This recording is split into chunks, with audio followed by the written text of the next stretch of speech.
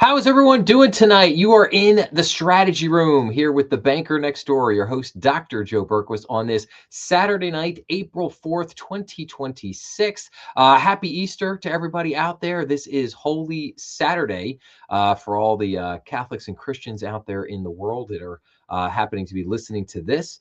So, this is the day that Jesus descended into hell and defeated Satan and conquered sin and death before he spectacularly was resurrected and returned to us on Easter Sunday. So like I said, just my little shout out there for everybody. I hope everybody has a happy Easter tomorrow and a very happy Easter weekend. But with that being said, we have a very busy program here tonight. We're going to be talking about Jeremy Powell. Went to Harvard on Monday and gave some very interesting comments. So we're going to be looking at that, talking a lot about that tonight. The jobs report came in surprisingly strong. So we've got a very interesting jobs report to take a look at. Private credit. Big issues with private. I mean, obviously, everybody, anybody who watches knows I've been talking about private credit for a long time now, for months and months and months. But it just seems like every week now there's just more and more craziness. And obviously, Blue Owl got in trouble again this week with massive redemption requests. So we'll take a look at that. Got a lot of banking news, a lot of different things happening on a lot of fronts, whether it's the bank charters, technology, AI, a lot of different things. Have a lot of different stories to follow up on tonight.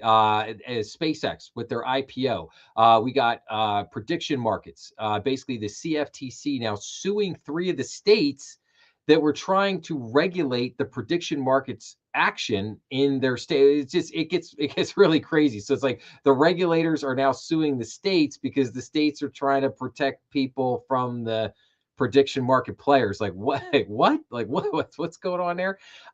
So yeah, a lot of things going out, a lot of things going on rather this week. I'm just trying to think of anything else. We'll have a little bit of a tariff update later on tonight. I'm going to talk a little bit about the CFPB, kind of what's going on with that, and just trying to think if there's anything else I wanted to key in on. We'll talk a little bit about real estate, maybe toward the end, but that's what I got cooking here tonight. So, but let's jump in here without further ado.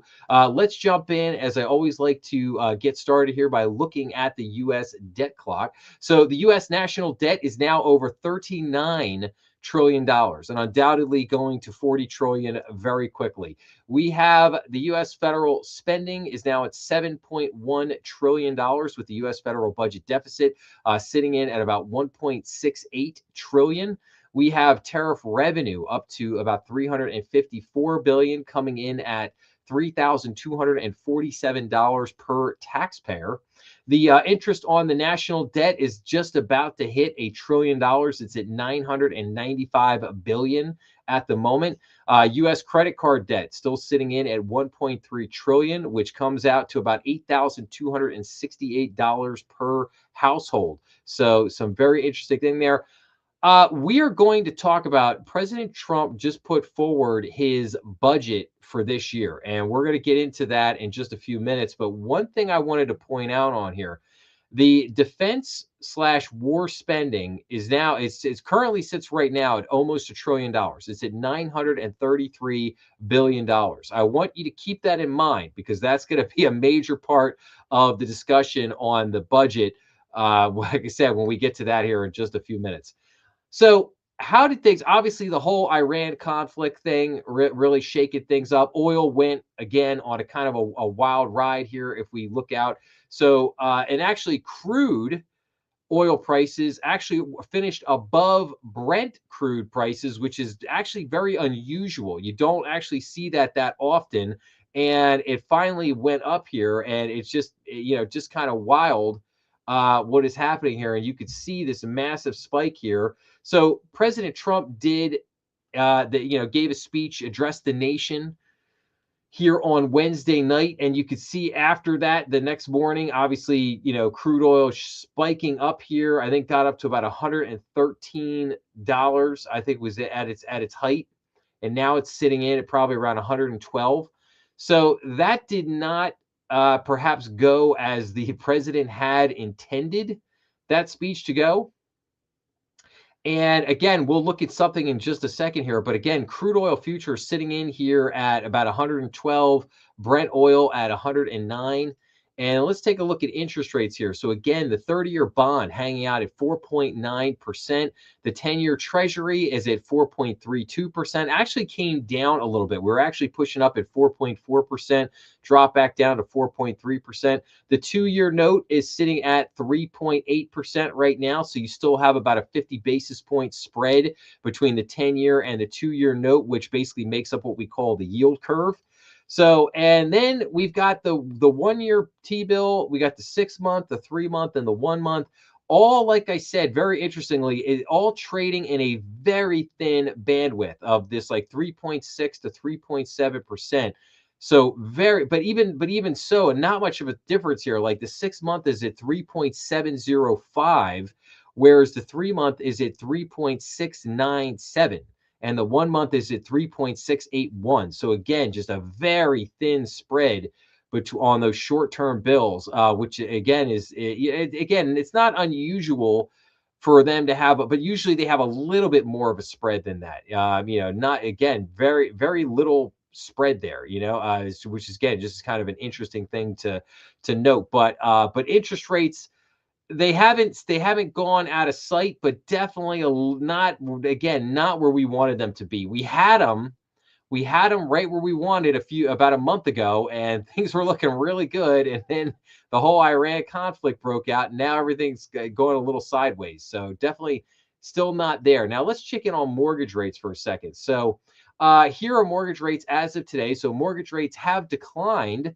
5 days in a row. So that's good. According to Zillow Lender Marketplace, the current 30-year fixed rate is at 6.22%, down a surprising quarter point since last weekend. Meanwhile, the 15-year fixed rate is down 18 basis points from last weekend to 5.72%. So, and again, nothing's horrific. It has, things have calmed down a little bit, which is good. I think there are a couple reasons for that. With the DHS shutdown basically came to an end this week. That certainly helped with this. And then there is a little bit of movement in the negotiation process right now between Iran and the U.S. and I don't think it's as optimistic as what maybe the president was looking for, but it is a little something.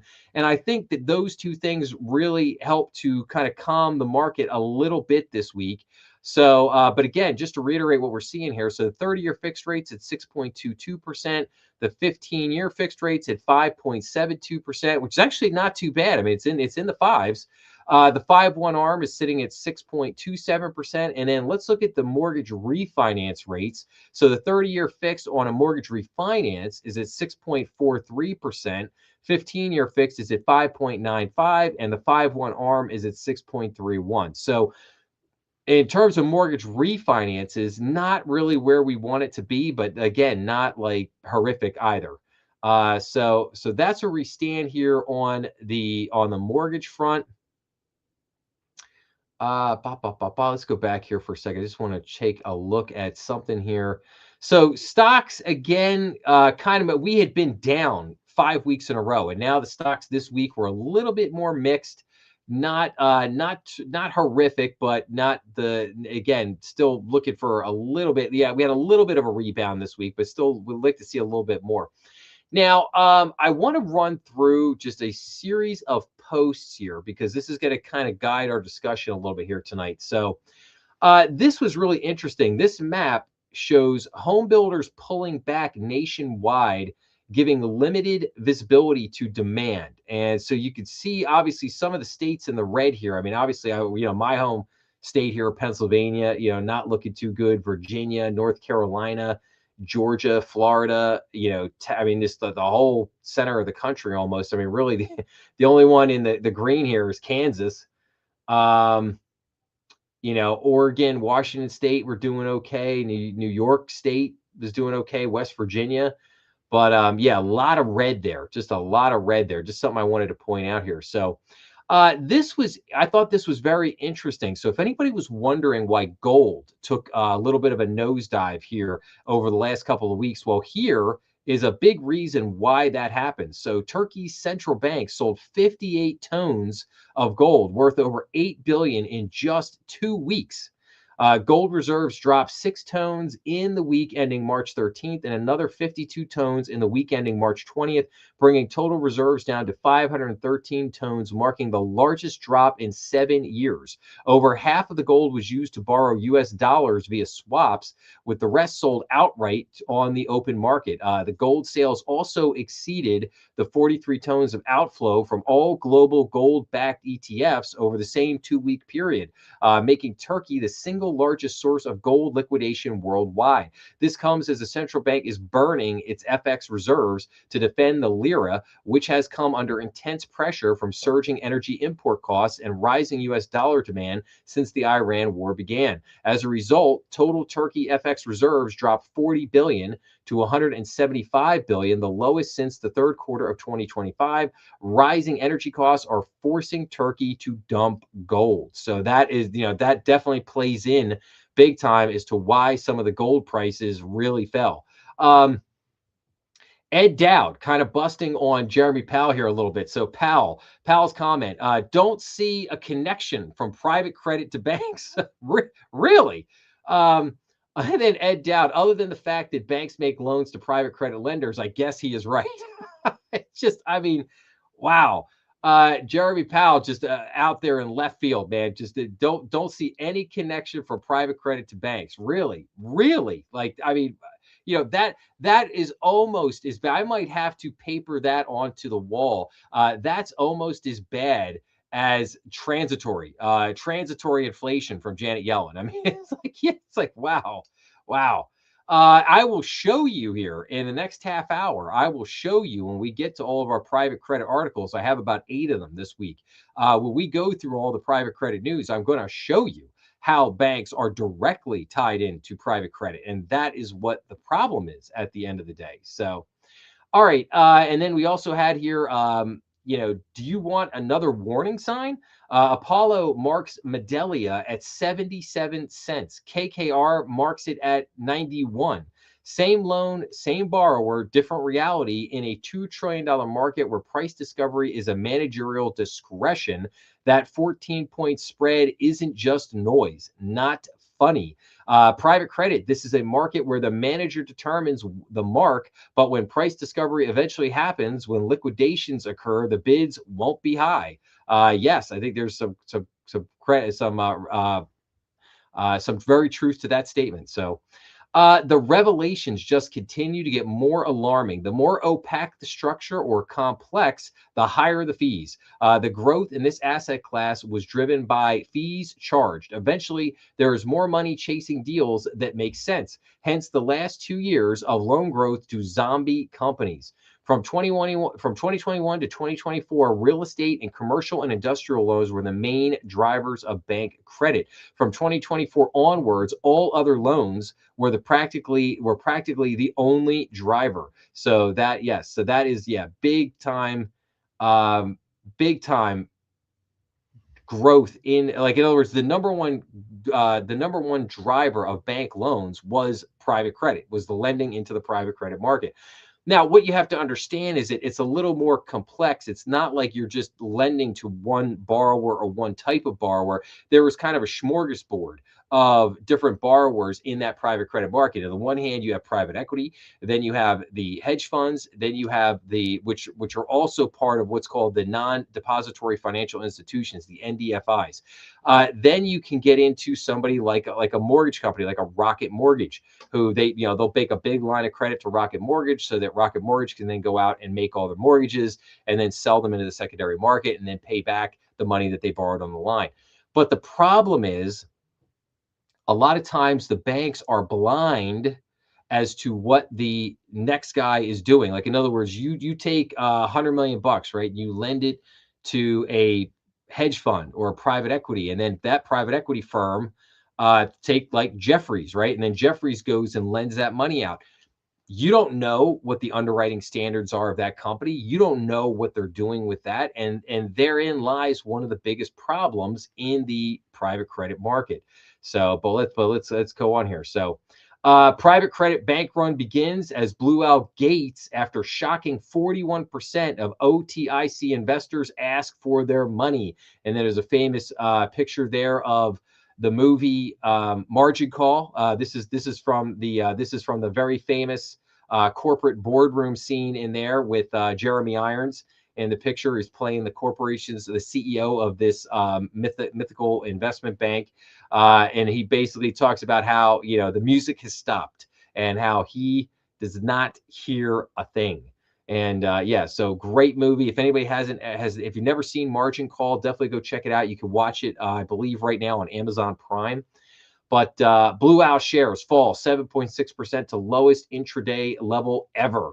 So here, private credit tidbit. John Williams, New York New York president, on whether private credit funds should be considered too big to fail. He says absolutely not. As I've stated before, the Fed is not going to bail out bad credit. Remember, the banks that have loaned to these guys are senior to everyone. The bag holders are the investors. Yes. Federal Reserve Bank of New York President John Williams said risks to inflation and employment from higher energy prices are in balance, and that he favors holding interest rates steady. So, but yeah, he sees John Williams from the New York Fed does not believe that there should be any bailouts of private credit. Should private credit experience significant problems, we'll see if that tune stays. We'll see. We'll just see about that. U.S. apartment rents post the largest annual decline since 2017 in March. So that's good news for a lot of people out there. Apartments getting a little bit cheaper or affordable, rather. Another post here on Turkey from April 2nd, 2 days ago. Turkey has sold 6 years worth of accumulated gold in 3 weeks. Erdogan, Erdogan. It's like Erdogan. I think it's has dumped a shocking 120 tons of gold, almost 20 billion since the war started, and 70 tons last week. It's amazing. Gold is not much lower, and begs the question: who is buying all the gold Turkey is selling? Well, I would be willing to say there's a lot of other central banks around the world that are buying up that gold, but yeah, it does pose a very, very interesting question. Turkey sold 15% of its entire gold inventory to defend the lira and to fund energy purchases, not to mention various slippages. So, and then something I've reported on here that I thought was interesting. So, socialism is equality. Everyone gets poor together. Billionaires are fleeing California, or Illinois, and Washington, moving to Florida. Wealth management companies are following the money, expanding offices in Florida. Florida builds its tax base. California and Seattle and Chicago lose their biggest taxpayers. And as I've reported, you can see here from this chart, Mark Zuckerberg, Larry Page, Sergey Brin, Peter Thiel, Larry Ellison, all leaving California to go to Florida. Ken Griffin, obviously taking Citadel with him in his move down to Miami. Jeff Bezos, Howard Schultz, they're all moving to Florida. So again, like I said, I pointed that trend out about a couple months ago. It still continues. So now here you go. Jeremy Powell, I just pointed out this comment a minute ago. Jeremy Powell basically saying that, yeah, he doesn't see any connection between banks and private credit, right?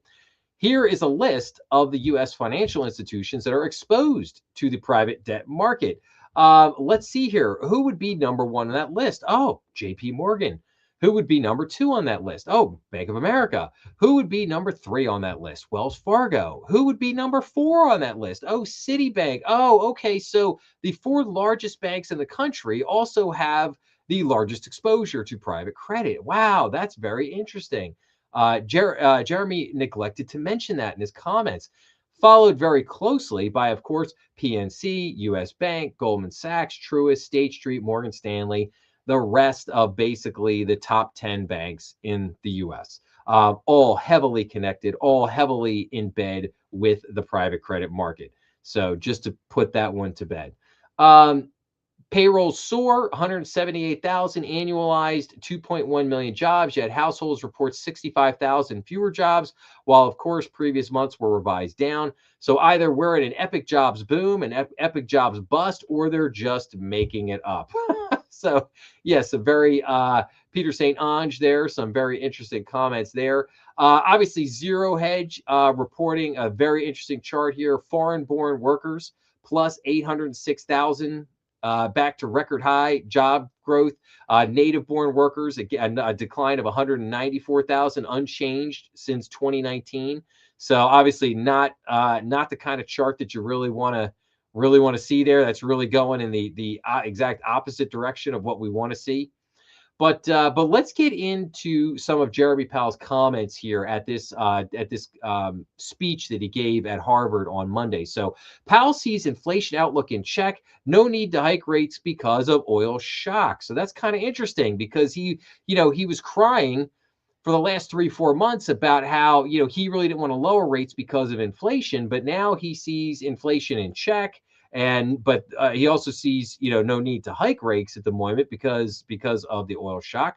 But Federal Reserve Chair Jeremy Powell said that he sees inflation expectations as being grounded even as energy prices rise. In the near term, the right move is to look beyond the short-term gyrations of the energy market and concentrate on the Fed's goals of stable prices and low unemployment. The central bank leader said that the current shakeup in the private credit space doesn't seem to have the makings of a broader systemic event. Okay, I want everyone to remember that. I want you to remember that. Now, but here's the good news for Jeremy. Jeremy is not going to be I mean, I don't think he will be. Jeremy's not going to be around much longer. He might be here for a couple more months. His term as chairman ends in May, but we're still waiting to see if Kevin Warsh will actually get nominated. But even if Kevin Warsh's nomination drags out for say a few more months, I think by no later than the end of the summer, I think Jeremy will finally see his way out the door. But even so, I think that Jeremy Powell, just like Alan Greenspan did in 06 before he handed off to Ben Bernanke, I think that Jeremy Powell will be able to walk out the door here, and then whatever happens in private credit is going to end up being Kevin Warsh's problem. Just as Ben Bernanke had to deal with the financial crisis that was basically left to him by Alan Greenspan. So a little bit of good news there for Jerome. But let's look at this here for a second. So Powell says the Fed can look past oil shock, but warns patience has its limits. The Fed chair said energy disruptions tend to be short-lived, but warned the central bank can't take that for granted after years of elevated inflation. So Federal Reserve Chair Jeremy Powell said Monday the central bank is inclined to hold rates steady and look past the energy shock from the war in Iran, but cautioned that it might not be able to sit on the sidelines if rising price shifts the public's expectations about inflation over time. So Powell, speaking to students at Harvard University, laid out the textbook case for patience. Energy disruptions tend to be short-lived, and monetary policy works too slowly to counteract them in real time. He added a critical caveat, however, by noting how 5 years of above-target inflation made it harder to assume the public would simply shrug off another round of rising prices. You can have a series of these supply shocks, and that can lead the public generally, businesses, price setters, households, to start expecting higher inflation over time. Why wouldn't they? Powell said. The dilemma for the Fed is that an energy shock can simultaneously push prices higher and drag down economic growth by squeezing household budgets and raising costs for businesses. That leaves policymakers weighing whether to give priority to fighting inflation or cushioning the economy, well aware that the standard tools for solving one problem may make the other worse. Powell tiptoed away from saying how the Fed would answer that riddle. We will eventually, maybe, face the question of what to do here. We're not really facing it yet because we don't know what the economic effects will be, he said. Prices for treasuries had rallied before Powell spoke, with investors unwinding earlier bets that higher energy costs might lead the Fed's next move to be a rate hike. Bond yields fall when prices rise. Nothing in Powell's remarks reversed that move. The appearance came at an extraordinary moment for the Fed and for Powell personally. His term as chair expires on May 15th, and the Senate has yet to schedule a confirmation hearing for Kevin Warsh, the former Fed governor whom President Trump named in January as his pick to succeed Powell. Senator Tom Tillis, a Republican from North Carolina, has vowed to block Warsh's confirmation until a Justice Department investigation of Powell concludes. Powell said earlier this month he would stay on as chair pro tempore if no successor is confirmed by then, and that He wouldn't leave the board until the probe ends. The Fed held rates steady at its meeting on March 18th, voting 11-1 to keep the federal funds rate in a range of 3.5 to 3.75. Fed Governor Stephen Miron, a Trump appointee, was the lone dissenter in favor of a cut. After the meeting, Powell poured cold water on projections submitted by his colleagues that suggested the Fed could cut rates later this year by suggesting those projections were highly conditional on inflation resuming progress toward the Fed's goal after making very little headway since last summer. The central bank's task has been complicated by a new energy shock stemming from the war in Iran. But let's see here, and then that brings us to the end there. But I find it very interesting that the Wall Street Journal article completely skipped over Powell's comments on the private credit market, which I thought was probably the most important thing that he said, and obviously the most foolish comment that he said. And again, let's go back to that here for a second. Let's scroll back down here to this. Yeah, Powell sees no connections from private credit to banks. Like, yeah, unbelievable that he would make that comment. And you would feel, wait, what? So kind of wild that the Wall Street Journal would just completely, just brush over that. And like I said, Powell, he loves to dance, man. He loves to dance.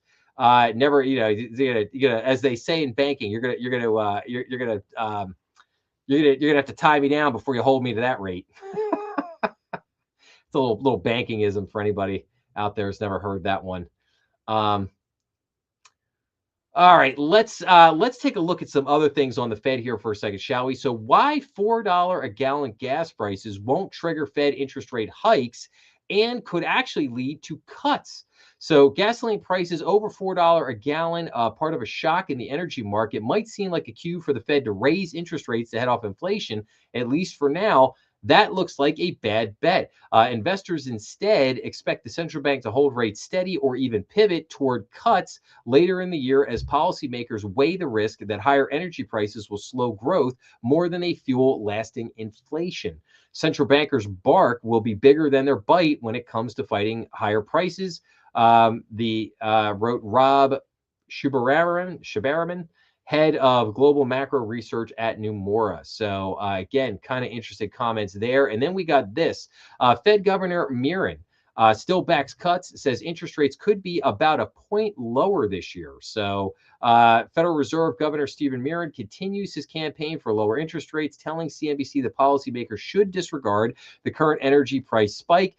He told CNBC that he continues to think we could be about a point easier, gradually done over the course of a year. So couple of things on that. So of course, Stephen Miron has, since he got on there a few months back, he has been no doubt pushing for massive interest rate cuts. He wants to see the big cuts. I always said that the Fed, that our sweet spot, if you will, was probably about 150 basis points down. I always felt that was like the sweet spot that the Fed needed to be in. Now, Jeremy Powell did bring the rates down 75 basis points toward the end of last year, which means that we needed to go another 75 basis points, but we still haven't gotten there yet. So I think Jeremy Powell only took us halfway home.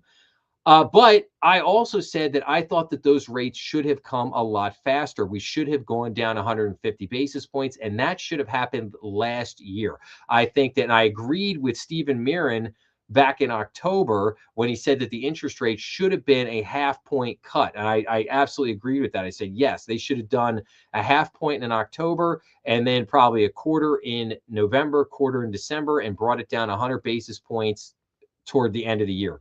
But again, Jeremy Powell not wanting to do that, didn't do it. So again, I agree with Stephen Miron in the sense that we should have had more cuts. They should have been far more aggressive. They should have been done last year. But here we are. And now at the same time, Steve goes, oh, we need another 100 basis points down. I don't know that we need to go that far down, but I would be, like I said, I would be okay with another 75 basis points. Like if the Fed wanted to cut rates 3 more times, go down another 75 basis points to get to the point that we should have been at last year. if the Fed had been more aggressive in cutting rates and cutting them quicker, like they should have.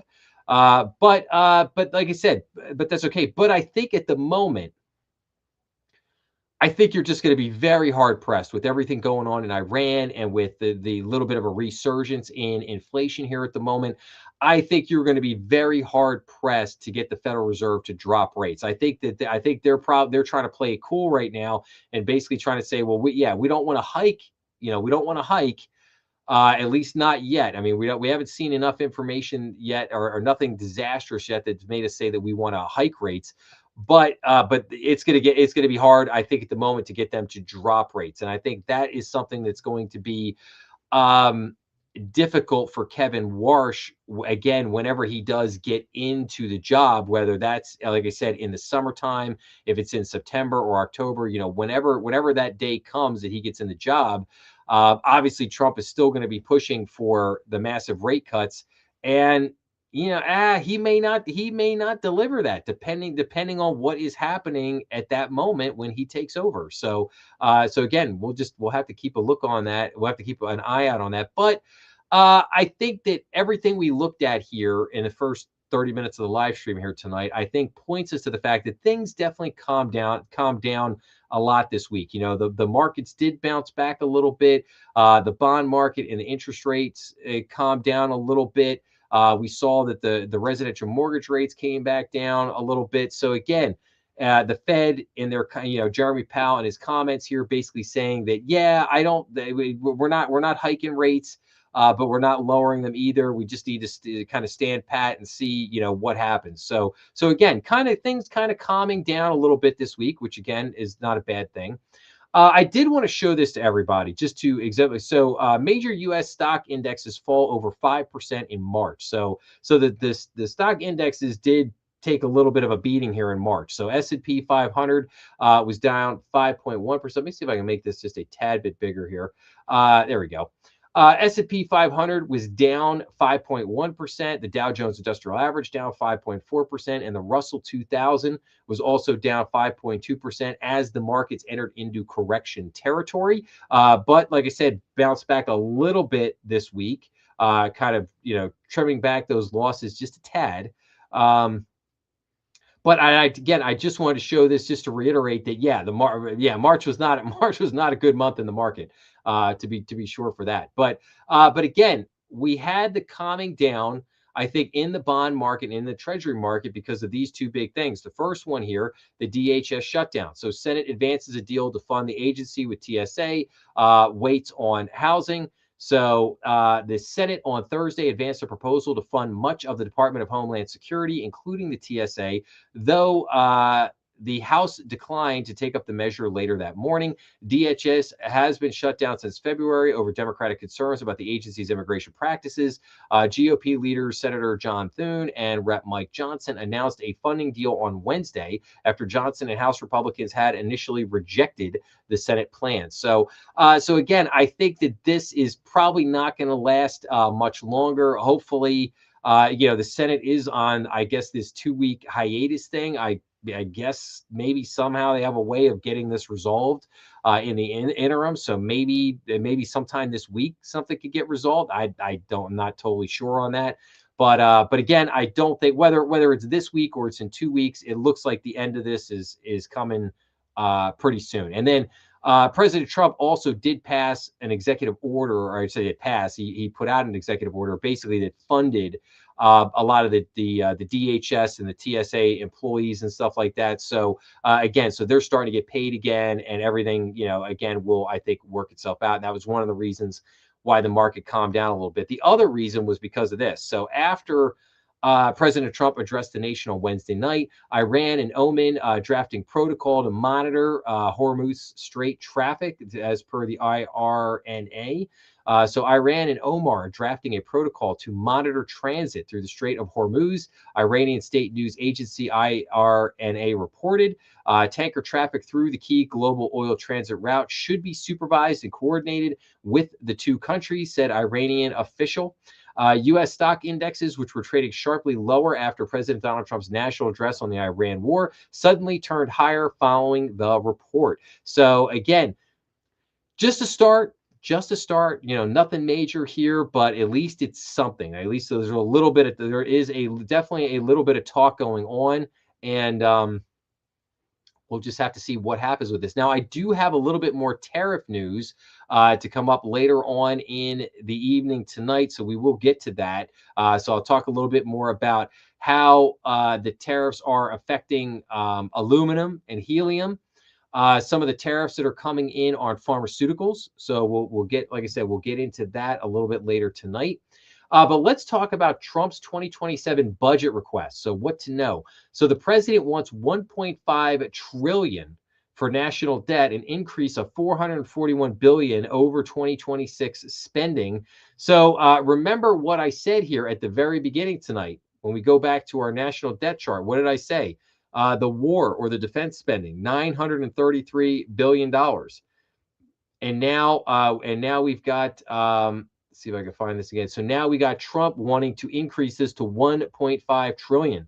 So the Trump administration issued its 2027 budget request on April 3rd. As Operation Epic Fury continues, President Donald Trump is asking for significantly more defense spending. His administration's request also seeks cuts to domestic spending. Although Congress is out of session, key lawmakers are already voicing their opinions. Over the coming months, the budget and appropriations processes in the House and Senate will shape what is spent and where it goes. So the request issued by the White House encompasses 1.5 trillion for the Pentagon. Defense spending would increase 441 billion from 2026. The highlights include funding for a national missile defense system, Trump's Golden Dome.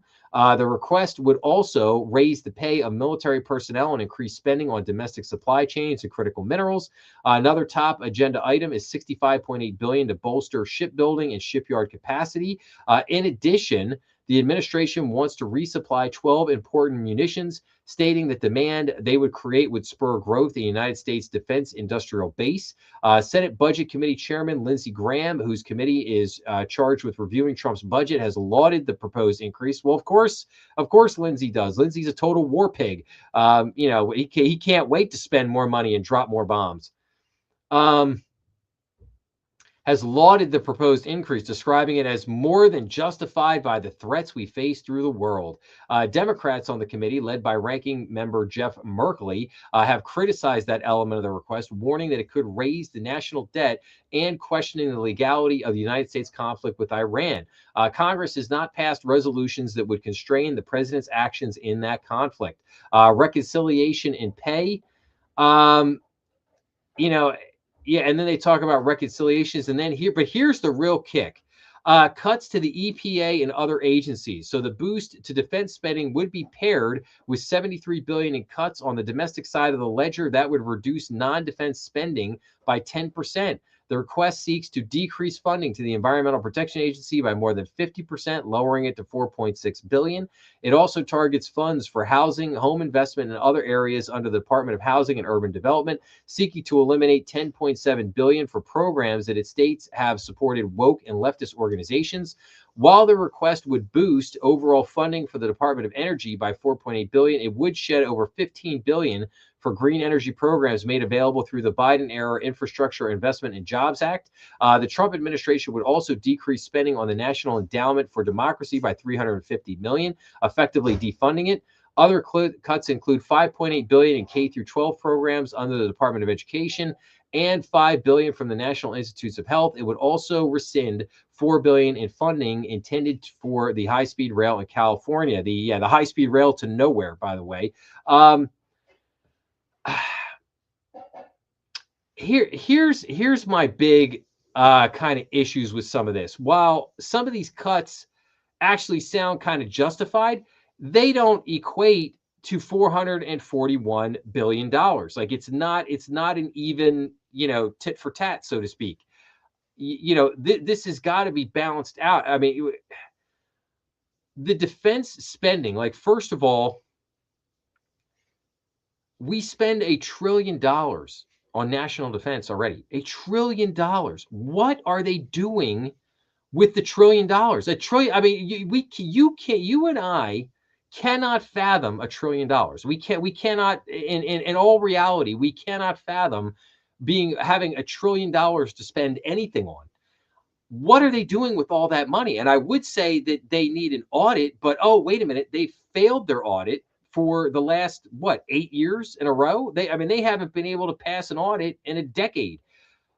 So the real question is, where is that money going? And I think we do need a full audit of the Pentagon and what is going on there. And I don't understand where is $1 trillion going? Why do you need another $441 billion to be doing all these things that you should be doing with the $1 trillion that you've been given? Oh, by the way, every year. It's not like they're given $1 trillion and said, oh, go spend this money over like a 10-year period of time. No, they're given $1 trillion every year. Every year they're given $1 trillion. So where is that money going? What are they doing with that money? I swear it just sounds like the fraud and abuse going on. It just seems like it is just astronomical at this point. And here's my other issue. This is not like a one-time increase. This is my biggest problem with this. When you ask for these increases like this, like say you do increase the budget up to 1.5 billion, guess what? It's never coming back down. It is never coming back down from 1.5 trillion. You get it up that high, they will never ever let it come down. Never let it come down. And again, and it gets back to, it's like I would feel better about this if the Pentagon was passing audits and we knew where the money was going and you could justify this. I would say, yeah, oh, absolutely. But without having any idea where the money was going, because, oh, by the way, they wouldn't let Doge go into the Pentagon. They wouldn't let Doge dig into what was going on there.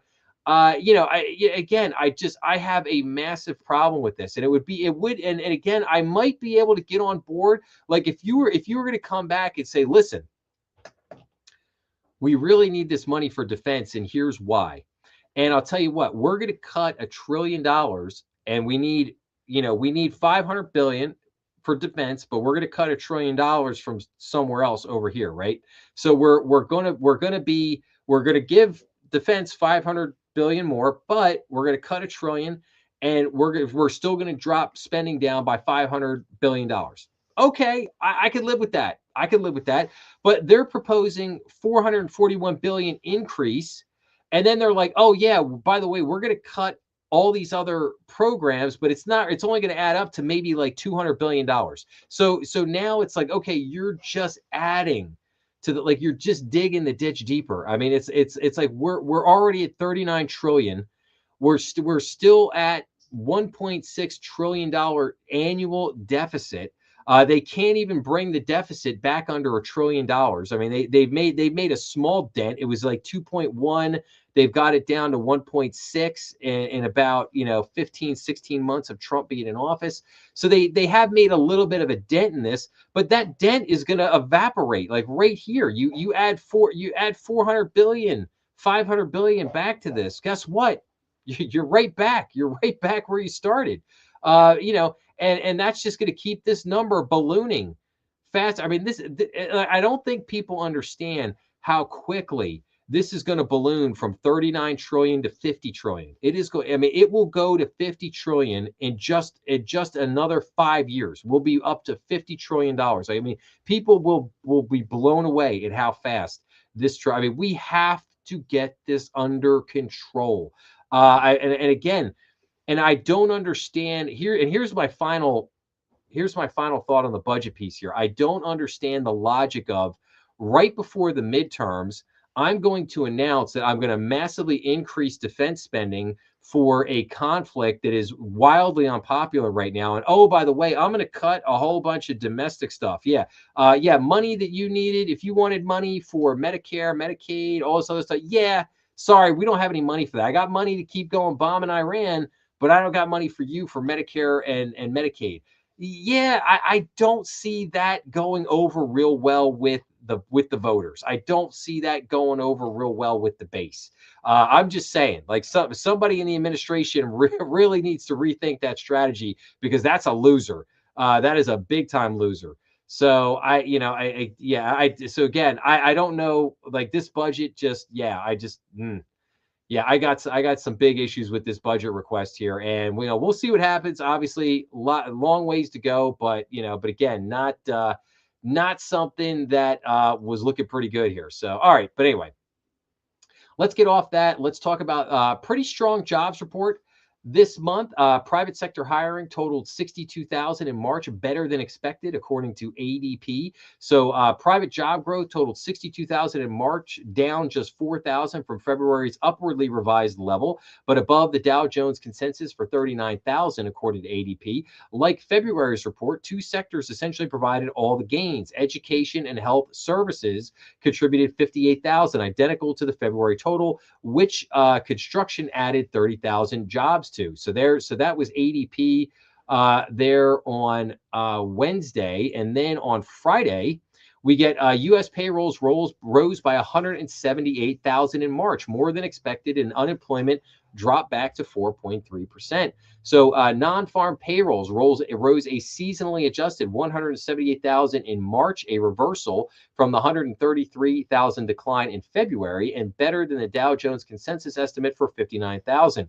The unemployment rate edged lower to 4.3%, though that was largely from a sharp reduction in the labor force. Wages also rose less than expected, with average hourly earnings up just 0.2% for the month and 3.5% from a year ago. The annual increase was the lowest since May of 2021. As has been the case, healthcare was responsible for much of the growth, with the sector adding 76,000 jobs. And let's take a look at the chart here. So you could see, and as Peter St. Onge pointed out here, as we saw his post on X here related to the jobs numbers. Let's go back to this for a second here. So yeah, so payroll soared 178,000, annualized 2.1 million jobs year over year, yet households report 65,000 fewer jobs. So while, of course, previous months were revised down, so either we're in an epic jobs boom, an epic jobs bust, or they're just making it up. So yeah, so again, again, right here, we can see going back to January of last year, just very up and down here in the jobs reports. So we've seen some pretty wild swings here. So December was negative 17,000. January was up like 100. What was that? Like 100. Can't really see that there. Like maybe 100 something thousand. February down 133,000, and then March back up 178,000. So very up or down. Basically 2.1 million job creation here over the last year, but not super great. I mean, not where we. I mean, again, not terrible, not where we need it. And I do remind people all the time that a big chunk of those job losses were in reduction in federal government jobs. Probably about 330,000 of those jobs were federal government jobs, or for people that were either laid off or retired early, what have you, with various agencies across the federal government. So you do have to keep that in mind when you look at this. And then again, U.S. economy added 178,000 jobs in March. So let's see here. So unemployment rate market had projected the jobless rate holding steady at 4.4%. The White House welcomed the news. The March jobs report blew our expectations, with a strong construction job growth and a surge in manufacturing job creation as trillions of dollars in investments begin to materialize. Short-term disruptions of Operation Epic Fury are behind us, and that the U.S. Economy's resurgence is set to accelerate. It was a turbulent first quarter as employment data whipsawed between strike-driven losses, persistent tariff concerns, and weather-related rebounds. These conditions have offered a distorted view of the U.S. labor market, further complicating the Federal Reserve's policymaking efforts. As for the war in Iran, market watchers anticipated the conflict to show up in the April data. Although most of this data is from the period prior to the war, it establishes a baseline of a resilient economy with better than expected job growth and a lower unemployment rate. So again, January's total non-farm payroll employment reading was adjusted up by 34,000 to 160,000. The February figures were revised down by 41,000 to a loss of 133,000. So those revisions were better, for the most part, bringing us back. So again, going back to our chart here, So again, January revised back to the positive to 160,000, and the February losses were less than what we thought, going back down to about 133,000. So overall, we're still in a net positive band for the year, which is a good thing to say over the last 3 months, if you want to consider a 3-month trend. But like I said, I just think we got to give it a couple more months here and just see what we got to give it a couple more months here and see what happens and how this plays out. So, but again, just looking at, construction helped out a little bit here. But again, the real drivers here, once again, healthcare and education really driving the employment numbers. Okay, let's jump over to the CFPB for a minute. So I saw this and thought this was very interesting. So the White House scales back plan to dismantle the CFPB, but still wants to slash staff by 2/3. So it almost signals like the White House is throwing up the white flag on trying to get rid of the CFPB, and they're now going with Plan B. So the Trump administration has scaled back its plans to dismantle the Consumer Financial Protection Bureau, laying out a plan for an agency that would be significantly smaller than it was under President Joe Biden, but still bigger than the one President Donald Trump envisioned right after he took office. Under the new plan, the Bureau's headcount would be reduced from 1,700 authorized employees before Trump's second term to roughly 550 staffers. The administration originally intended to shrink the Bureau's staff to around 200 employees. The plan is opposed by the CFPB's union, and would likely require the approval of a federal judge. The new plan for the Bureau was laid out in a memo and court documents this week in a lawsuit between the CFPB's employee union and Russell Vought, Trump's budget director and acting director of the CFPB. The National Treasury Employees Union, which represents the Bureau's employees, said it is opposed to the staff reductions and would continue to oppose any changes to staffing levels. Vaught's insistence that the CFPB can meet its statutory obligations with only 1/3 of the staff is laughable and an insult to the intelligence of judges. Everyone knows Vaught doesn't want the CFPB to exist at all, said Kat Farman, a CFPB union president. The proposed job cuts were reported earlier by the New York Times. While the union does oppose the staff reductions, the CFPB is facing a budgetary shortfall that the Trump administration argues requires the Bureau to cut staff. Congress cut the CFPB's operational budget by a little less than half in the One Big Beautiful Bill signed by Trump last year. It would be mathematically impossible to comply with the law without a workforce restructuring and reduction. So, and let's go to this article here for a second. So CFPB floats plan to cut staff in half. The Bureau wants to persuade a district court to lift its injunction. Opponents call the plan half-baked, but the CFPB insists downsizing is needing to meet a measure passed in July. So roughly 53% of the CFPB's workforce, or 618 employees, would be cut under a plan the agency included in court documents on Tuesday. So the CFPB asked the U.S. District Court of Appeals to send the case back to the district court with the hopes that the revised workforce reduction plan would persuade the judge there to lift a preliminary injunction preventing cuts. Additionally, the CFPB argued the Bureau can't continue staffing at current levels, like I said, because we talked about. So again, so what's interesting here is that the one judge, we got to go back through a couple things here on this one. So the one judge came out and basically said that, like, oh, you have to, Russ Vought, the CFPB, because Russ basically said, hey, we're out of money. We don't have any money to fund the operations here. So, what do you want us to do? And the judge basically said, no, you've got to go back and get money. And then Russ basically said, well, wait a minute, like, how do we get money? Because this goes back to the funding mechanism of the CFPB, which was challenged at the Supreme Court when some people had made the argument that the CFPB was unconstitutional.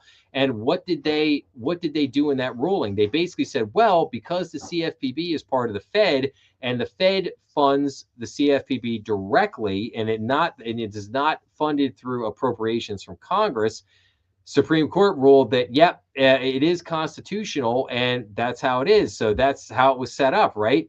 So then the judge is basically like, okay, well, you need to go back to Congress and get money. And then Russ was like, wait, hold on, wait a minute.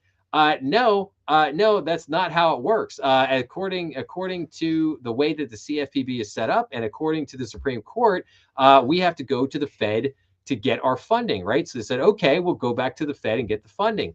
Well, there's a big problem there. The Fed has technically no money because the Fed has lost over $300 billion the last 3 years. So the Fed technically now, I mean, again, of course, the Fed has the magical money printing machine they could turn on any time and print the money.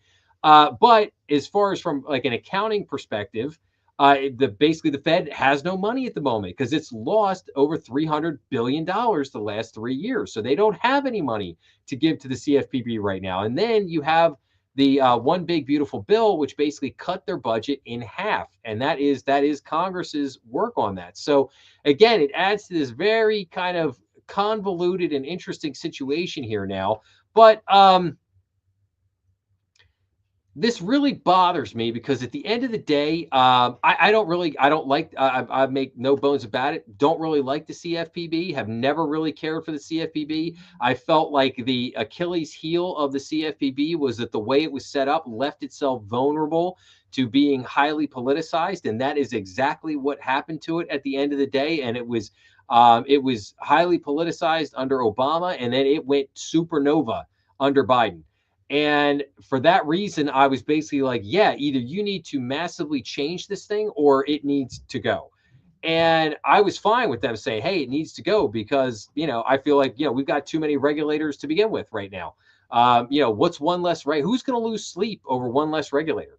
No one.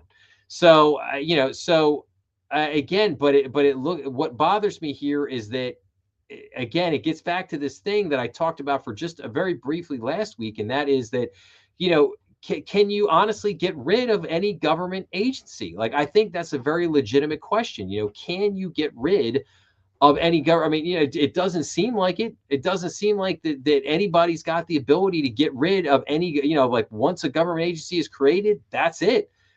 No way to get out of it, because then immediately they put the employees in place, and then they immediately unionize the employees. So now you're not just fighting the government and on trying to get rid of that.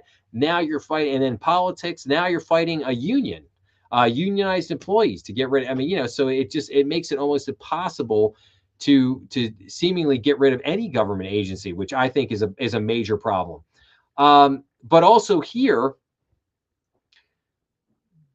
and I'll say it like this. I mean, if they don't get rid of the CFPB, if you cut the workforce in half, okay, that's one thing. But what happens is, a Democrat comes back and gets back in office, they'll just refund it. And they'll hire 3,000 people next time.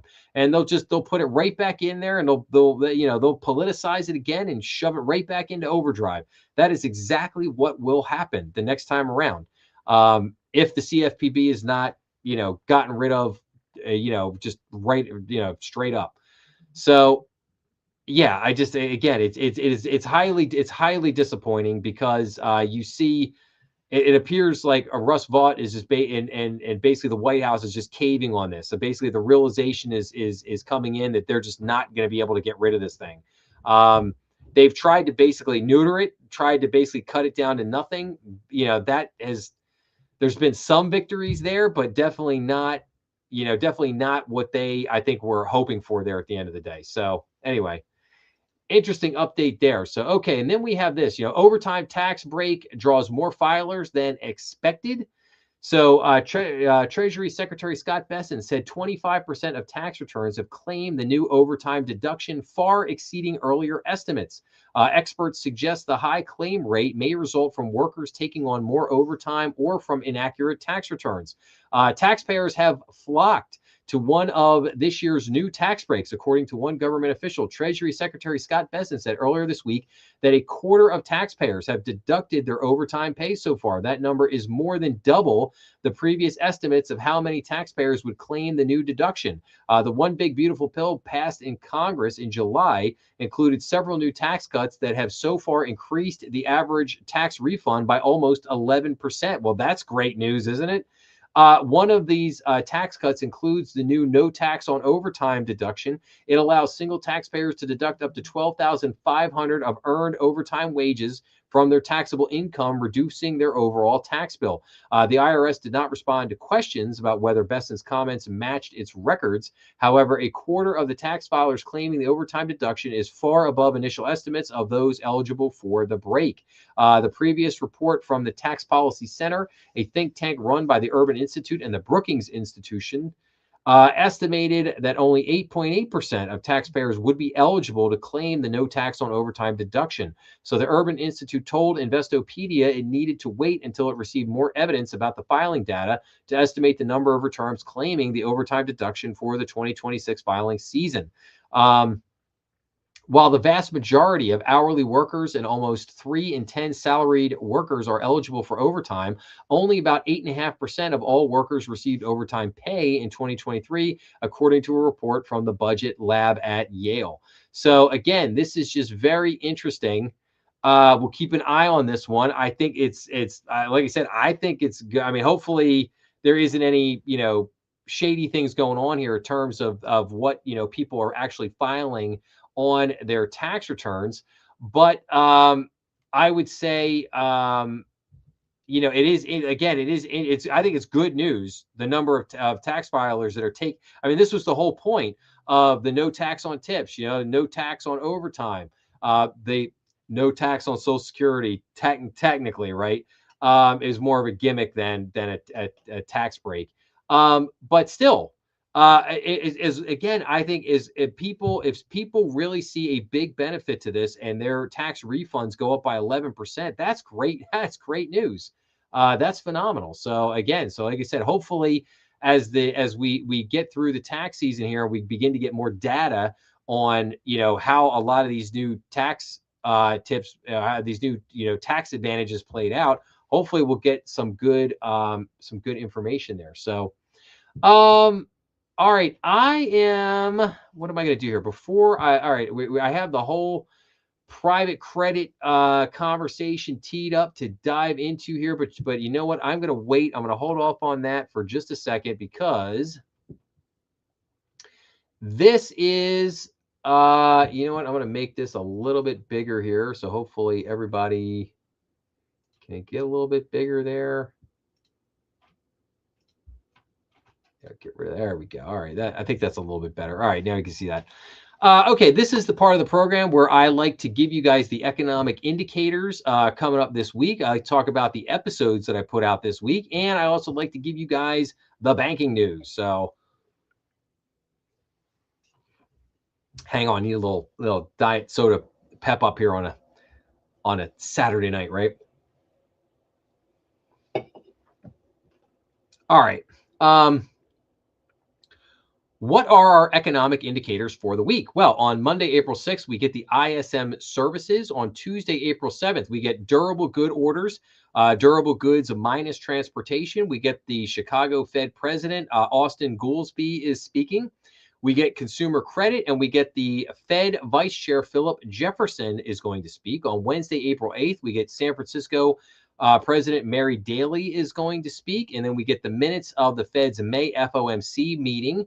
On Thursday, April 9th, we get personal income, personal spending, the PCE index, PCE year over year, core PCE index, core PCE year over year, the GDP, the second revision, initial jobless claims, wholesale inventories, and then finally on Friday, April 8th, we get the consumer price index, CPI year over year, core CPI year over year, factory orders, and consumer sentiment. So again, very busy week. We're going to get a lot of inflation data with the PCE and the CPI. We're going to get a revision to the GDP for the fourth quarter of last year. This will be the second revision. We're going to get some spending numbers, some initial jobless claims.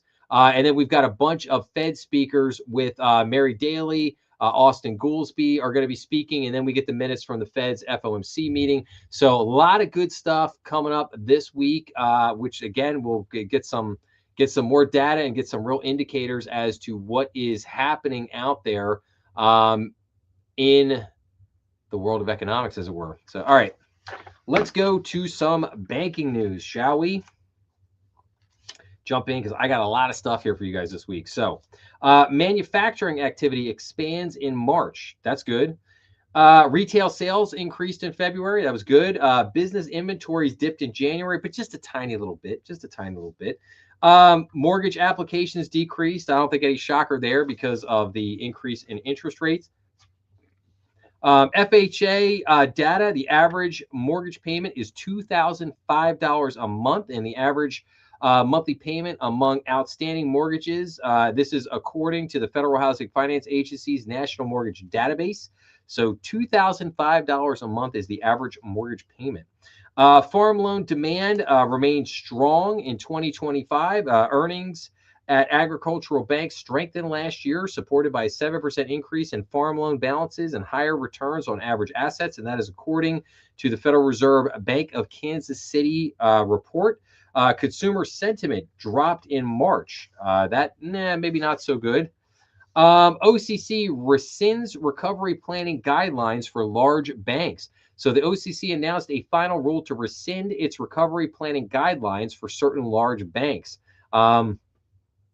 Have to keep an eye on that one. That's interesting.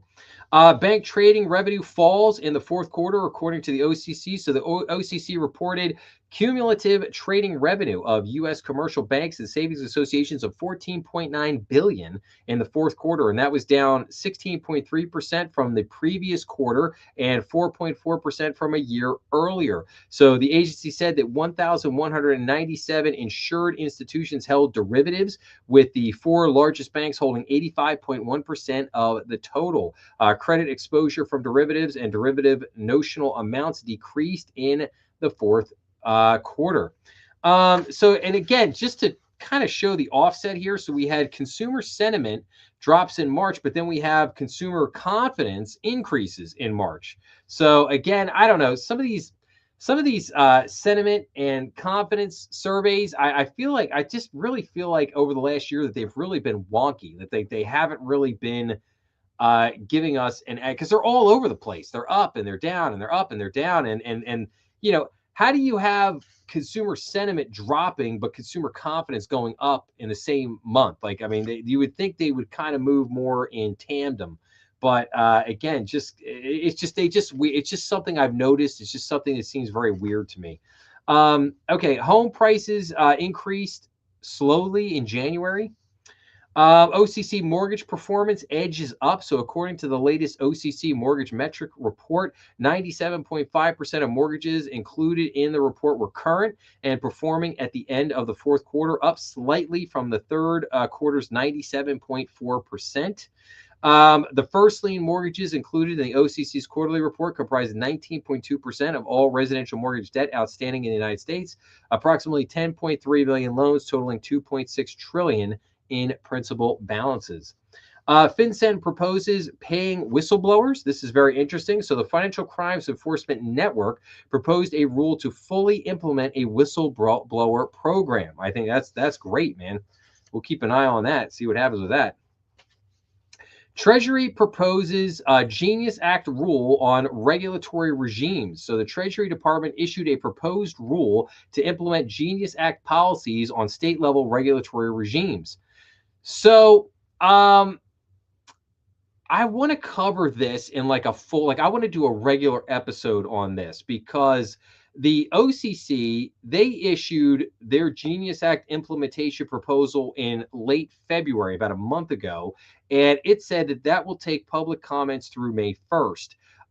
So that was a bit of a beast to report. It's like 367 pages. Now, the Treasury takes their crack at this, and they put out their proposed Genius Act rule on regulatory regimes. Now, theirs is not quite as bad, but I think theirs is maybe 90 pages, 96 pages or something.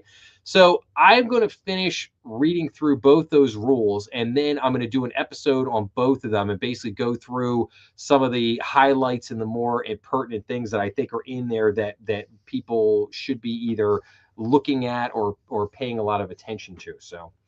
Okay, ICBA objects to zero hash charter application. So ICBA objected to the application filed by Zero Hash US LLC to charter Zero Hash National Trust Bank. Its latest response to the current influx of National Trust Bank charter applications. They also objected to PAYO National Trust Charter application. So ICBA opposed PAYO Digital Bank's application for a national bank trust charter, saying it has significant concerns regarding the applicant's business model as well as the broader policy considerations raised by the application. So again, I mean, ICBA, they have been opposing all of these different companies trying to get bank charters, and so far not really mattering. They're all basically still getting charters, that's for sure. FinCEN issues advisory on healthcare fraud. So the Financial Crimes Enforcement Network issued an advisory urging financial institutions to be vigilant about healthcare fraud schemes targeting government healthcare benefit programs such as Medicare and Medicaid. ICBA supports legislation to allow the federal home loan banks to provide letters of credit. So ICBA signals support for the Municipal Investment in Neighborhood Transformation, also known as the MINT Act, which would allow federal home loan banks to provide letters of credit or credit enhancement to local authorities for the issuance of tax-exempt debt in support of critical local non-housing projects. Okay. ICBA shares information on converting credit unions to mutual banks. So ICBA published a guide to converting from credit unions to mutual banks to help financial institutions better serve their communities. So I will be doing an episode on this, covering that guide. And so I thought it was interesting. I don't know how many credit unions will really go for that, but at least it was interesting. It was something different, that's for sure.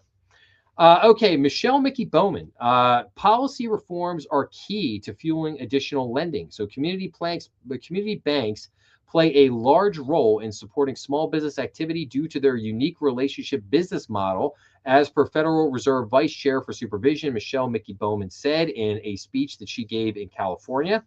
FDIC, Regulation Z violations are the top list for 2025. So the FDIC said the Truth in Lending Act and it's implementing Regulation Z topped the list of most frequently cited violation at banks that it supervises. So TILA and Reg Z represented 462 violations. The Electronic Fund Transfers Act and its implementing Regulation E, represented 136 violations. The Flood Disaster Protection Act and its implementing regulation received 131 violations. The Truth in Savings Act and its implementing Regulation DD, represented 74 violations. And the Home Mortgage Disclosure Act and its implementing Regulation C, represented 72 violations on that. ICBA to Treasury. Community banks are key to financial literacy. So the ICBA told the Treasury Department that community banks are active participants in financial literacy and education across the country, and their perspective should be considered as the National Administration updates the National Strategy for Financial Literacy. And no surprise, April is Financial Literacy Month. ICBA supports bill to authorize emergency transaction account guarantee. So the ICBA expressed support for legislation that would provide the FDIC with authority to create an emergency transaction account guarantee program to help preserve ongoing stabilization of community bank deposits in a crisis. So this is an interesting one, and we will keep an eye on that. Agencies released first quarter call report materials. I don't believe that there were any changes. Fannie Mae reduces lender requirements. So Fannie Mae updated its selling guide to reduce lender quality control requirements.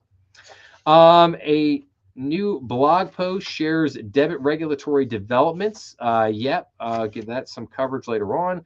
ICBA opposes approval of Coinbase National Trust Bank Charter.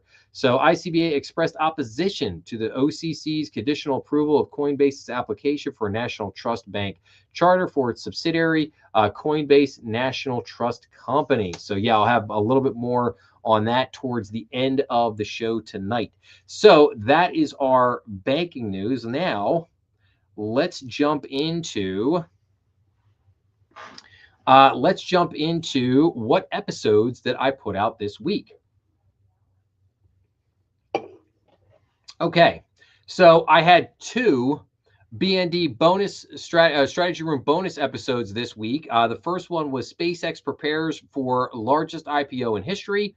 The second one was private credit redemption lockout. And basically, those were just episodes focusing in on those particular topics, which I had taken from last week's live stream. So if you wanted kind of the two big topics from last week's live stream, you could just go watch those two episodes. I think they're both about probably 20 minutes in length. So you could go check those out if you don't have time to watch the full, 2 hour, 2.5 hour live stream from last week. But then the 5 episodes that I did this week. So the first episode of the week was an interview with bank consultant Rich Carty. And Rich was kind enough. Rich is a bank consultant with Remedy Consulting. Rick seeks. Rich, I keep saying Rich seeks to educate potential clients on the strategic and financial impact of Remedy that Remedy creates. Remedy Consulting specializes in technology contract negotiation, system assessment, strategic planning, and M&A support. Rich and I discuss Remedy Consulting, the technology the community bank should be focusing on, and the strategies the community bank should be thinking about in 2026. We discuss Rich's 20 years in financial services, and then finally we discuss Remedy's podcast, which is called the Bank Talk Podcast. And I will actually be on the Bank Talk podcast this month, but I will bring everybody some more information. I'll let everybody know when that happens, because I'm actually pretty excited about doing their podcast. But it was a great interview with Rich, and I thank him so much for coming on and doing that interview with me. So if you haven't had a chance, check that out when you get a minute. Then I did kind of an update on. I did an episode called De Novo's Bank Charters and Your Bank Strategy. So in this episode, we examine the challenges of starting a de novo bank, the surge in bank charters and what type of companies are applying for them, and should a bank consider changing its charter to fit its future strategy. A de novo bank must raise a significant amount of money to get started. They must also consider market fit, capital and investor base, strategic differentiation, and execution capacity. What type of companies are applying for bank charters? Well, it's large corporations, auto companies, think Ford and GM, fintech and payment platforms, think PayPal and Revolut, digital assets and crypto firms, think World Liberty Financial and Kraken, and niche digital banks. So think Erebor. With this changing landscape, should your bank consider changing its existing charter? What if you plan to grow significantly through M&A or expand into new markets? What if you want to change regulators? So again, just some really important things to think about there from a bank strategic perspective. So again, and again, those are both topics that I've been covering a lot in the last couple of months, because they're very hot topics at the moment in the banking business. But just something to really think about, how these new players are going to change the game, and how a lot of banks out there will have to evolve to continue to compete with these players. So, okay, then I did on Wednesday, I put out back-to-back courtroom losses have social media companies scrambling. So 2 monumental cases were brought against social media companies, including Meta, Google, TikTok, and Snapchat. So TikTok and Snapchat were only involved in the Los Angeles case. They decided to settle out of court before the trial began. The trial in New Mexico accused Meta of tailoring its platforms to prioritize user engagement, promoting and profiting from illegal content that allowed for the exploitation of children and teens. Now, the trial in Los Angeles alleged that Instagram, Meta, and YouTube, Google, have intentionally designed their platforms to addict and harm minors. So these trials are important because they are attacking these social media companies from different angles. Instead of going after free speech or content, they are going after I lost my train of thought. Let's see here. They are going after child protections and system design. So after much testimony in both trials from Mark Zuckerberg, medical experts, technical experts, internal documents, emails, and message chains, both juries found the defendants guilty. The New Mexico trial ended with the jury ruling that Meta had violated the state's consumer protection law and imposing a $375 million fine.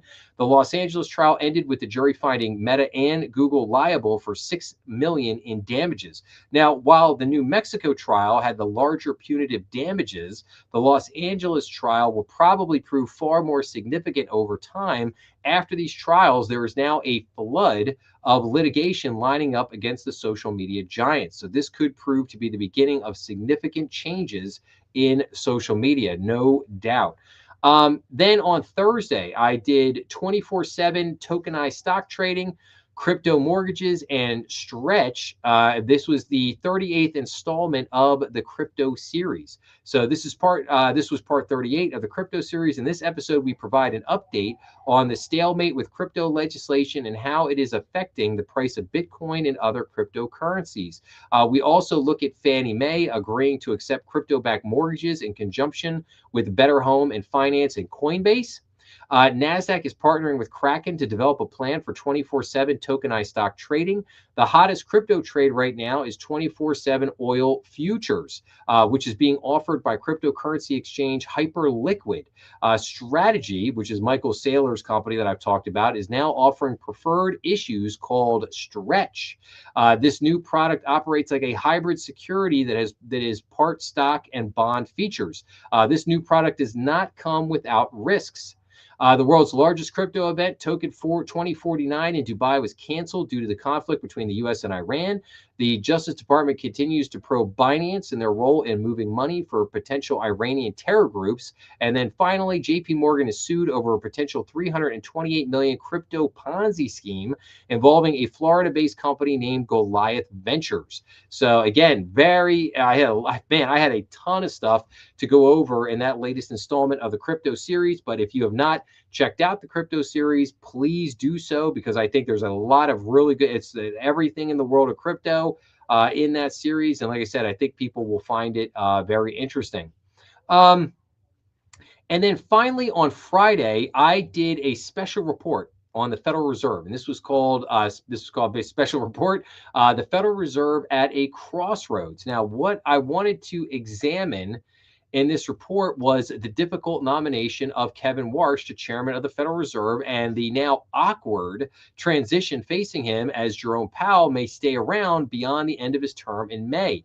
So Kevin Warsh's time at the Fed could be transformational. He would like to do away with forward guidance, with projections, change the Fed's main targets, get away from data drift and dependence, and most importantly, reduce the Fed's balance sheet. All of this is very concerning to Wall Street and Capitol Hill, as they are perfectly happy to leave the Fed as it is. The reality for Mr. Warsh is far more difficult. Can the Fed reduce its balance sheet without creating other problems? Reducing bank reserves, taking too much liquidity out of the repo market, and taking the punch bowl, proverbially, away from Wall Street, just to name a few. Furthermore, should Mr. Warsh focus on revamping the Fed's personnel, spending, and data? The Fed currently has 24,000 employees. The spending at the board level has been increasing for decades, and the data points have not been updated and or reevaluated in a long time. These are all areas that require major attention. Beyond all of this, though, the Fed has a major trust issue with Main Street. So the Fed is truly at a crossroads. Mr. Warsh should he be nominated, has a monumental task in front of him.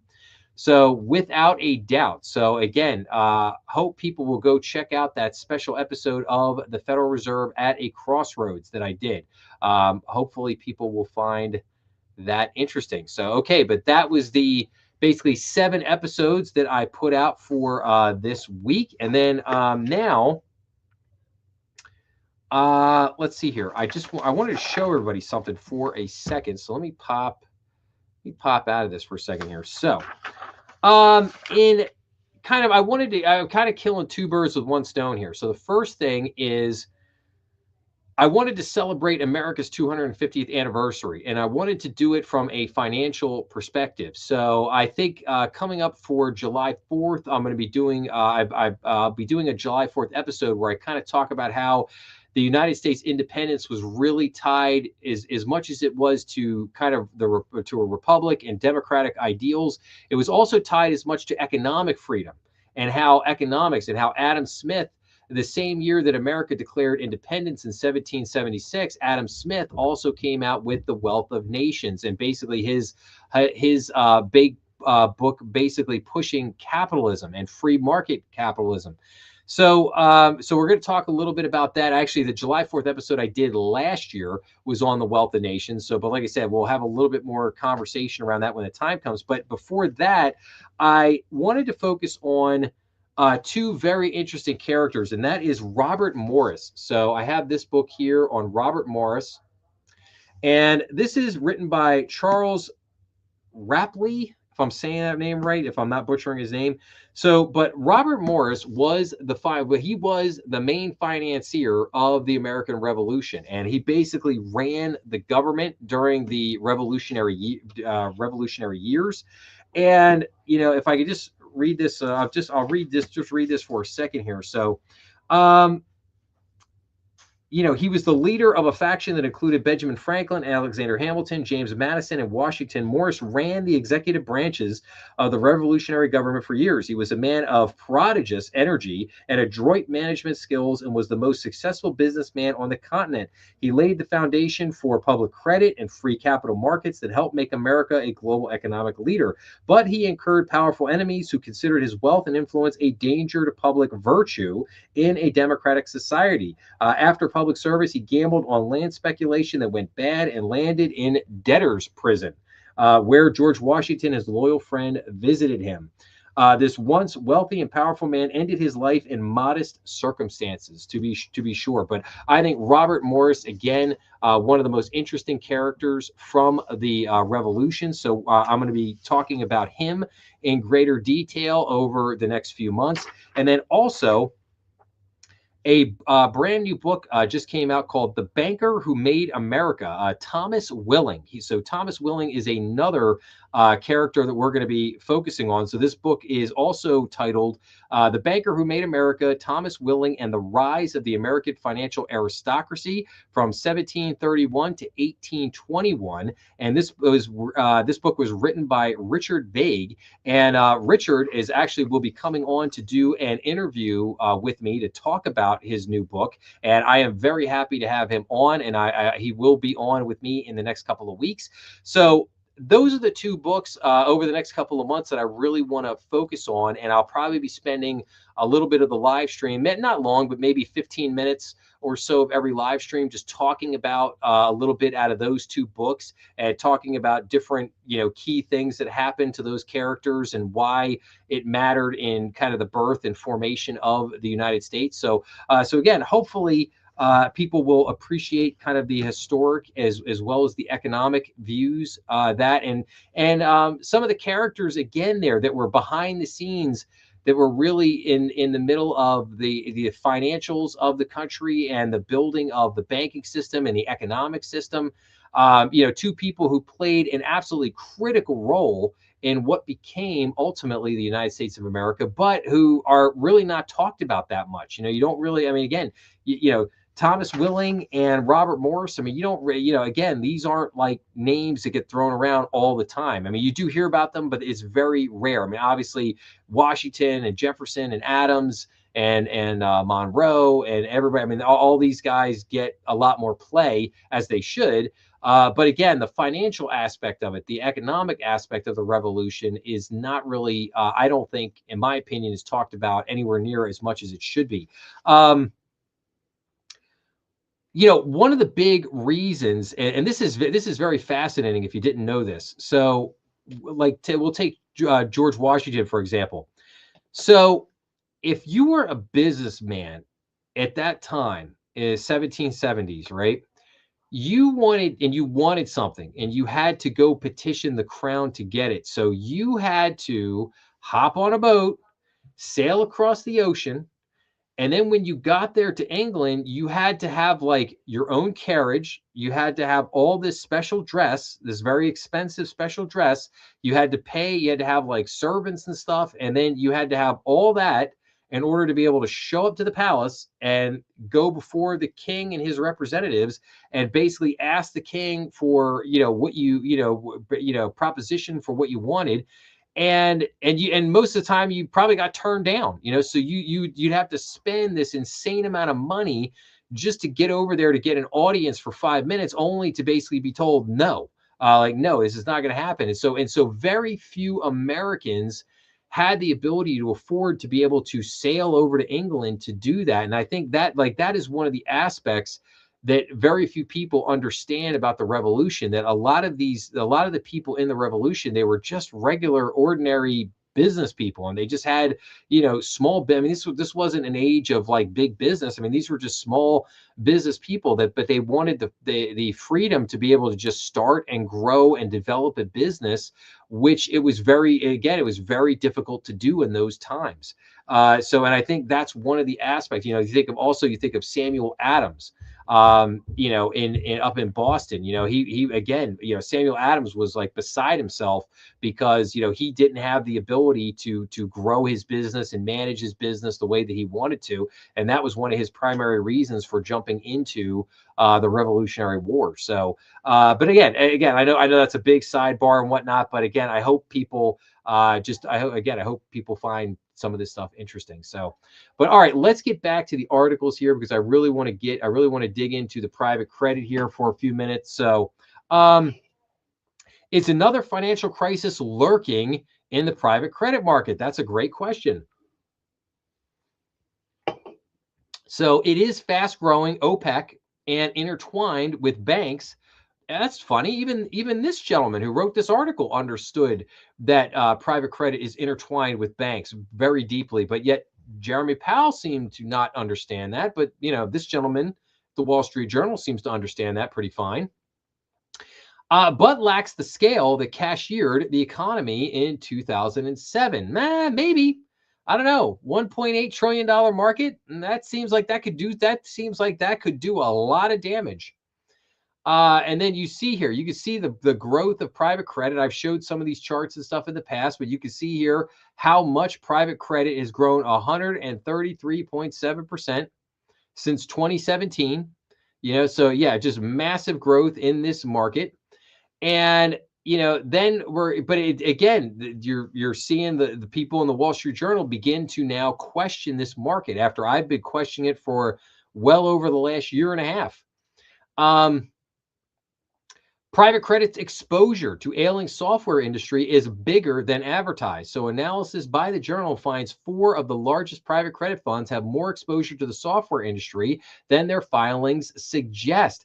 Now, what is kind of humorous to me about this is that I actually got into a little bit of a I'll call it not an argument, it was a disagreement. I got into a little bit of a disagreement with somebody on X who was basically arguing that I basically said this. I said, no, some of these biggest private credit funds have a huge exposure to software. And this person basically argued back. They're like, no, they don't. They don't have hardly any exposure to software. And I was like, yes, they do. And here it is. So if that person's watching out there, here it is, man. Here it is. All right. Anyway. So Blue Owl, Blackstone Private Credit Fund, Ares Capital Corp, Apollo Debt Solutions. So you can see here, they all have big exposure to software. Now, why is that an issue? Well, software is an issue right now because of the whole AI issue. AI is just killing a bunch of these software companies right now. And not to say it's going to put them out of business, but they're getting dinged up at the moment. So I wanted to point that out. And then we've got private credit retreats from office property as AI's impact on demand looms. So private credit lenders are increasingly shunning investments in office property due to uncertainty around future demand, which has intensified amid rapid advances in AI. Global fundraising for office investments by private credit lenders such as Ares Management, Blackstone, and HPS Investment Partners fell sharply to $2.7 billion in 2025, according to data from With Intelligence. This marks a decline of more than 60% compared to 2024 and over 80% from 2023. Rising concerns around AI's potential impact on white-collar jobs and office space are the latest in a series of challenges facing office investors. In February, investors dumped stocks of companies exposed to office property due to such concerns. So I'm not lending at all on office right now. Sometimes that's the best way to win is not to play, said Jerry Banglian, real estate CFO and COO at U.S.-based based private credit provider Benefit Street Partners has said in an interview. Benefit Street Partners manages almost $15 billion of real estate credit and equity exposure, of which a single-digit percentage is committed to office property. We underwrite risk and uncertainty, and there's a lot of risk and uncertainty in office. So again, private credit funds disclosed since 2015 for real estate debt in the billions of dollars. And yeah, you can see here over basically the last 2 years, this has plunged down. Okay, now we get into non-cash generating private credit loans rise to a 14-year peak, according to Fitch. So the ratings firm says non-bank direct lenders, known as BDCs, show increased signs of stress with the rise of interest from PIK loans, PIK loans. Warning signs continue to mount for business development companies, BDCs, as years of accumulated stress begin to show up in their portfolios of loans to mid-market borrowers. A new report from credit evaluator Fitch Ratings shows that while BDCs have seen rapid growth, areas of concern have also ticked higher, such as loans falling into the payment in kind category and widening performance gaps. The proportion of interest from PIK loans last year reached the highest level since at least 2011. I do think the average non-accrual ratio will tick up because there's still a bunch of BDCs that are operating at an unsustainable lows, said Megan Neenan, the head of North American non-bank financial institutions at Fitch. There are also newer perpetual vehicles, so their investments haven't really seasoned yet. A primary rating concern is PIK debt, where borrowers prefer cash payments. Non-cash interest from loans placed in the category has increased in each of the past 3 years, climbing to 8% of all BDC loan interest last year from 6.6% in 2023, according to Fitch data. A borrower paying in kind accumulates unpaid interest by adding it to the amount of debt it owes or converting it to equity rather than forking over cash. With PIK, there's always the question of, are you kicking the can down the road? Yeah, that is a very interesting question there, to be sure. So then we go into perhaps the biggest thing of the week here, and that was Blue Owl. So Blue Owl investors seek to pull $5.4 billion from 2 private credit funds. So fund manager reverses course and limits redemptions to 5% as outflows accelerate. So again, you can see here the stock prices here of these major funds. Apollo Management Group is down, 25.8%. Blackstone's down 25.8%. Ares is down 34.5%, and Blue Owl is down a whopping 41.7%. I mean, that's pretty crazy from just January. You can see this just absolute plunge here. And so investors in 2 of Blue Owl Capital's biggest private credit funds asked to pull out some $5.4 billion in the first quarter, adding to the growing stream of capital leaving the once hot corner of Wall Street. The redemptions amount to 22% of Blue Owl Capital Giant's $36 billion private credit fund and 41% of separate technology-focused fund. Such large redemptions are dangerous for investment firms like Blue Owl because they threaten the key driver of their share prices, the amount of money they manage and collect fees on. The firms build their funds to withstand prolonged bear markets, but outflows may continue for months or even years. That would make it harder for the firms to attract new investors, turning off stock pickers who want to see growth. Lower valuations can have painful consequences for senior executives at the firms, many of whom took out loans backed by their equity stakes and may be forced to put up more collateral as prices fall. That amplifies the task founders Doug Ostrover and Mark Lipschultz face in trying to reverse the slide. Blue Owl opted to cap redemptions in both funds at 5%, a reversal from its decision in January, allowing shareholders to redeem 15% from the technology fund. The about face highlights the growing squeeze on fund managers who must balance mounting requests from clients who want out against the interest of investors left in the fund. Blue Owl stock dropped sharply on Thursday, as did those of rivals before recovering. The shares are now down more than 40% this year. So again, I called this. I said this was going to happen. Once the redemption started, I said this is going to be like an avalanche. They're not going to stop. They're going to keep going. They're going to keep accelerating. And now Blue Owl is now in a death. This is what you call a death spiral. So everything that I just read there in those two paragraphs. So what does it say right there? It is harder for them to attract new investors. They have to be attracting, it's a fund. They have to be attracting new investors all the time. So it's harder to attract investors. They turn off stock pickers who want to see growth. So in other words, everybody basically says they stop recommending them, say, hey, buy, buy, buy, and then lower value. Then the stock drops, the valuations drop. And then they have the painful consequences. The executives, they aren't hitting their point. And then basically at some point, the board may, if they have a board there, the board might go, yeah, you know what, you guys got to go. You guys have turned this into a you know what show, and got it. See you guys later. And I do not think they're going to be able to turn this around. I think Blue Owl, they already sold $1.4 billion in loans. As I covered last week, we found out that the sale of those loans was not everything it was thought to be. A lot of interesting details in that. And now, you've got these massive redemptions here with their stock price being down 40%. I really don't see Blue Owl recovering from this. There was a little whispers or rumors that this Japanese company might come in and buy them, which I think they'd be nuts to buy them. Because I know some people might look at this and say, oh, it's 40%. This is a bargain, right? You get it at a discount. Well, I don't know.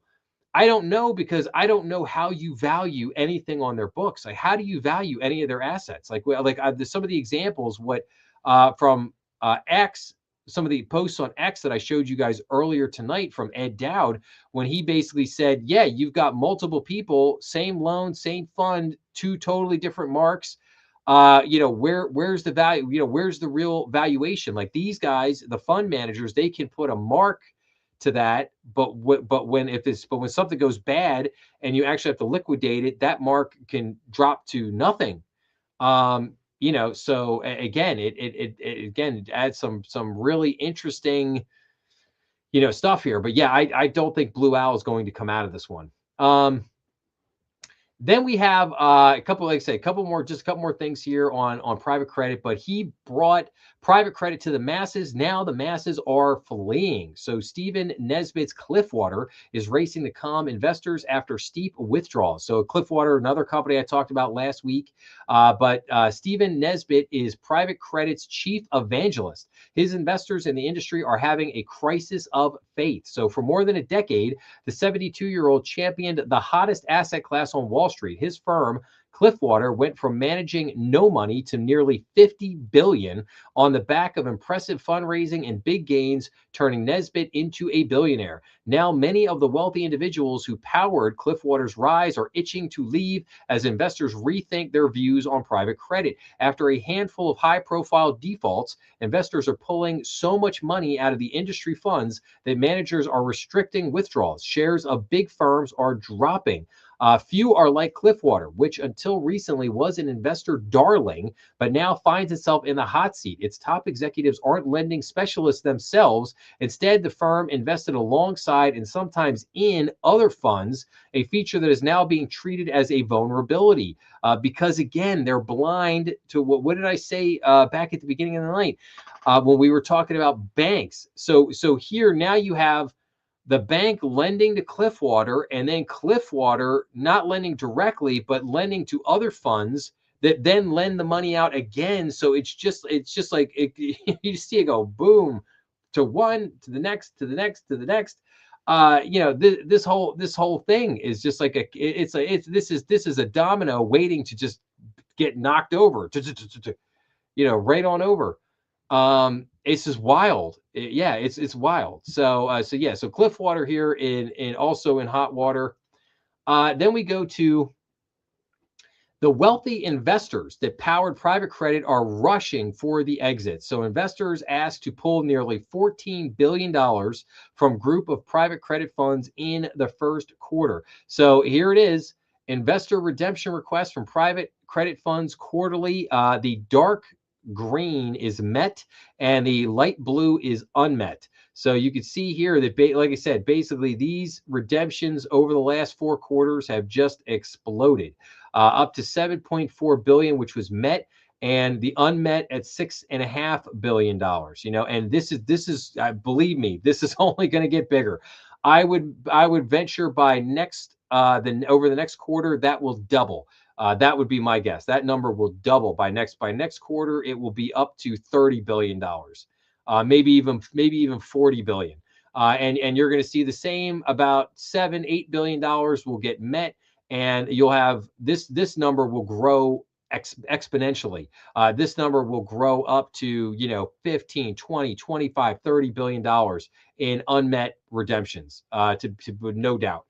The rush of investors trying to pull their money from private credit funds intensified this week, hitting unprecedented levels and raising the specter of prolonged pressure on the firms that had become the new kings of Wall Street.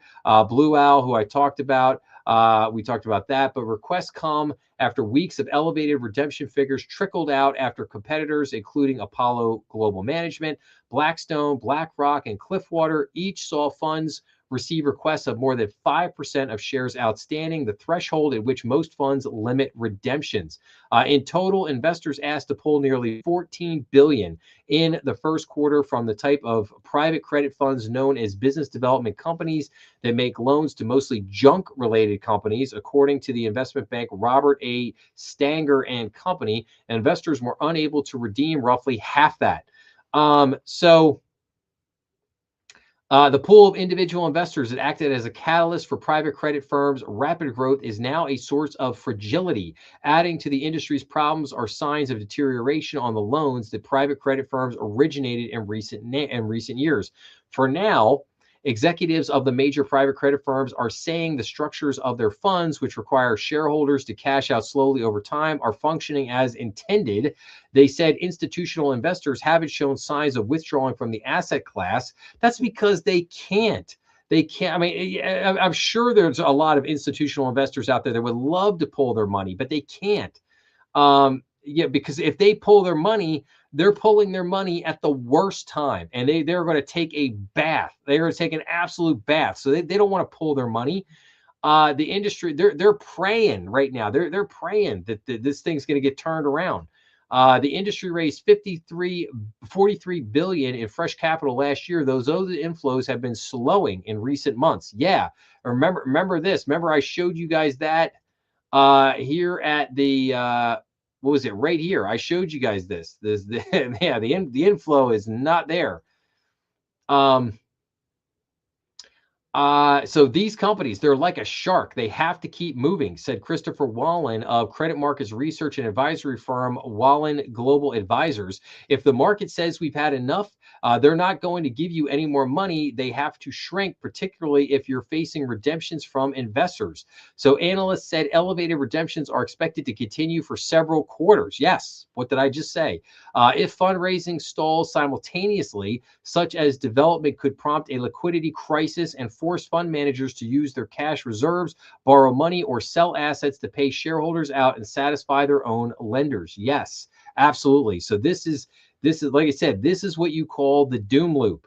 So the redemptions are going to spike. The fundraising is going to stop. The liquidity crisis will set in. Fund managers will be forced to they will deplete their cash reserves because they don't have much to begin with. And then they will maybe some of them will try to borrow. Most of them will just try to dump what they got and just call it a day. And meanwhile, loans will continue to deteriorate and go bad. And then it ends up in the lap of the investors. It will end up in the lap of some of these banks. And then that's where this thing's going to roll. That's where this is going to roll. And then so then let's go on to what banks stand to lose from the private credit mess. So potential losses from loans to private credit funds aren't the only concern. So banks are being hit with fears of contagion from private credit losses. Even if they prove fairly insulated from a wipeout, they do stand to lose significant business from the whole mess. As the start of the earnings season approaches, investors are scrutinizing banks for their exposure to non-bank financial firms, and in particular, the private funds that have seen a surge of redemptions. Loans to software companies thought to be vulnerable to disruption from artificial intelligence technology are under an intense spotlight. That association is one thing weighing on bank stocks, which have underperformed the broader market. The KBW Nasdaq Bank Index is down around 6% versus the S&P 500 is roughly 4.5% decline so far this year. There has been a surge in recent years of banking lending to non-banks or so-called non-depository financial institutions, or NDFIs. Besides private lenders, this also includes loans to mortgage lenders, consumer lenders, and private equity funds. Bank lending to non-bank financial institutions has grown to about 1.9 trillion from about 1.1 trillion 3 years ago, according to figures compiled by analysts at Truist Securities. This now represents about 14% of all bank loans, according to Federal Reserve data. So yeah, like I told you guys all the way back here at the beginning of this conversation, you can see here again, private credit absolutely has exploded. And over the last 3 years, as I've showed you guys in previous episodes, it is the #1 lending category for banks over basically the last 4 or 5 years. And it is by far and away the #1 category. The next largest category is like commercial real estate loans, which is like a third of what they've gotten from prime. And again, you can see here the disparity in this chart here. Broadly syndicated loans, 60%. Look, bank real estate loans are 46.8% versus 133.7% here. Like I said, it is literally a third of private credit. So yeah, this is a big problem for a lot of banks out there. Let's see here. This has drawn the attention of regulators, just not Jeremy Powell, who doesn't see the connection here. I'm just, as you could tell by now, I'm not letting that go. I'm not letting that go. Who would be concerned if losses from risks taken by non-banks, which raise money primarily from institutional investors or wealthy individual investors, could spill over to banks, which raise money through the public's deposits? As part of that effort, U.S. regulators recently started making banks disclose more details about their non-bank lending. Now, investors can look up which banks are the largest lenders to so-called business credit intermediaries, a subcategory that includes lending to business development companies or BDCs. There is also an other category that can include loans to private debt funds. But like, as I've told you before, you can see from this chart, this is all of the biggest banks in America. The top 25 banks have 94% of all the exposure to private credit is concentrated in the biggest banks, and only about 6% is in community banks around the country. So this is a big bank problem. So if private credit turns sour, it's all going to fall back onto the big banks, without a doubt. And then we got just a couple more things here on private. So echoes of 2008 as more investment firms limit client withdrawals.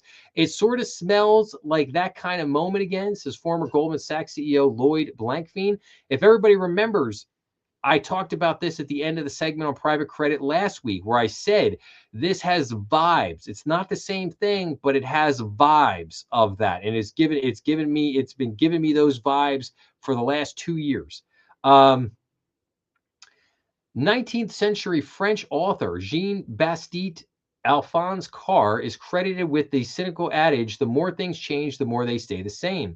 Turmoil in the $2 trillion private credit market is drawing parallels to the early days of the global financial crisis 2 decades ago. Private credit is an alternative to traditional lending, constructed from the rubble of the Great Recession, and has enjoyed a boom over the past decade. In recent months, however, a growing chorus of investment firms has begun limiting client withdrawals amid mounting pressures. Observers are split on whether this is the beginning of a financial calamity that will spill into the broader economy, or a situation confined to a corner of the financial markets.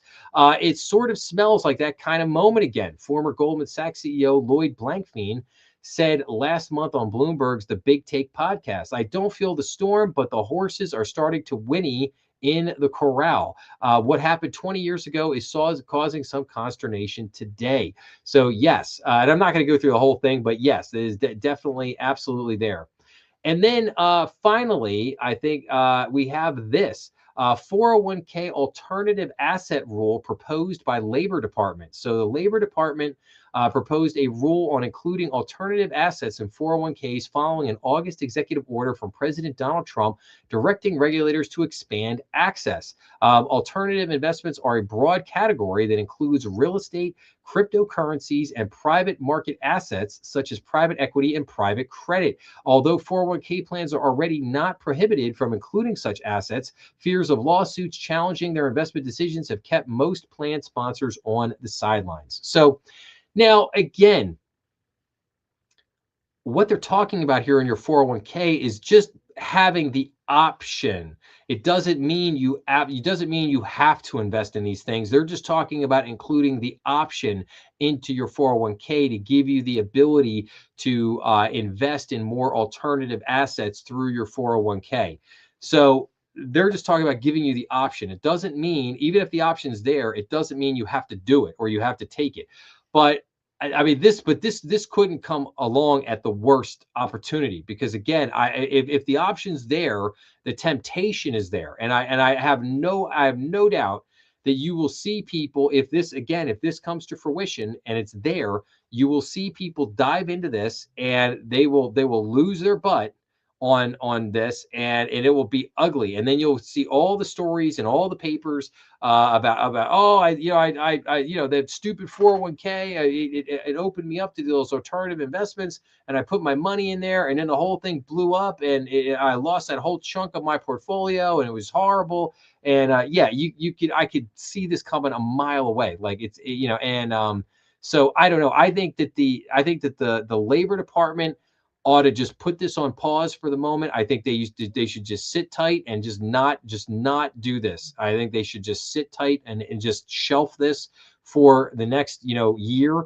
and let's revisit this again this time in 2027. We'll pull it back out and take another look at it. So, but all right, that's my whole conversation on private credit tonight. And now I want to run through some other things here over, say, our last 10 minutes together here tonight. I just want to run through a bunch of banking articles. So I want to just update people on a few things that I've done some episodes on recently. So CFTC sues Arizona, Connecticut, and Illinois over prediction market regulation. You can't make this stuff up.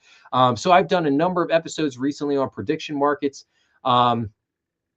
So the CFTC said it was suing Arizona, Connecticut, and Illinois over its ability to exclusively regulate prediction markets. So basically, this has turned into a giant pissing contest, basically, between the CFTC and the states, which is insane, because they should just be working together to figure this out. But again, they're not wanting to do that, which again is just wild. So we'll keep an eye on this one, see what happens with that.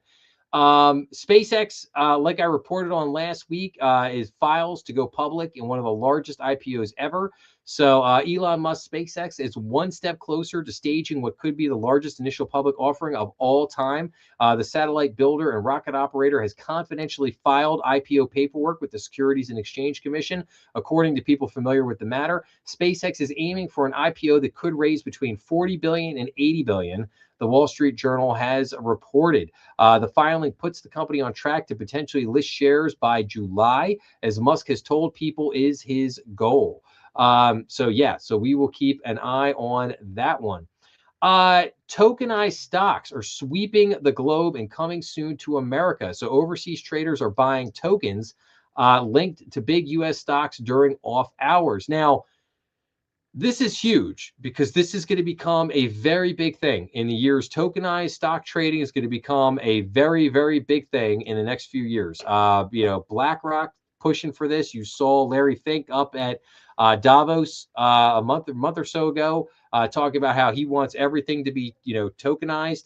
So, and now what's interesting is that in the Crypto Series episode that I did on Thursday, I talked about, one of the main articles that I talked about was how Kraken is signed an agreement with NASDAQ to develop the 24/7 tokenized trading. So go check out the Crypto Series just to hear my conversation on that, because I think it is very fascinating. And to add to that, I just did an episode 2 weeks ago, which was called, do you really own the stocks that are in your portfolio, like in your 401k, in your IRA, in your brokerage account. Because of changes that have been made to the UCC code, you don't technically own the stocks that are in your account.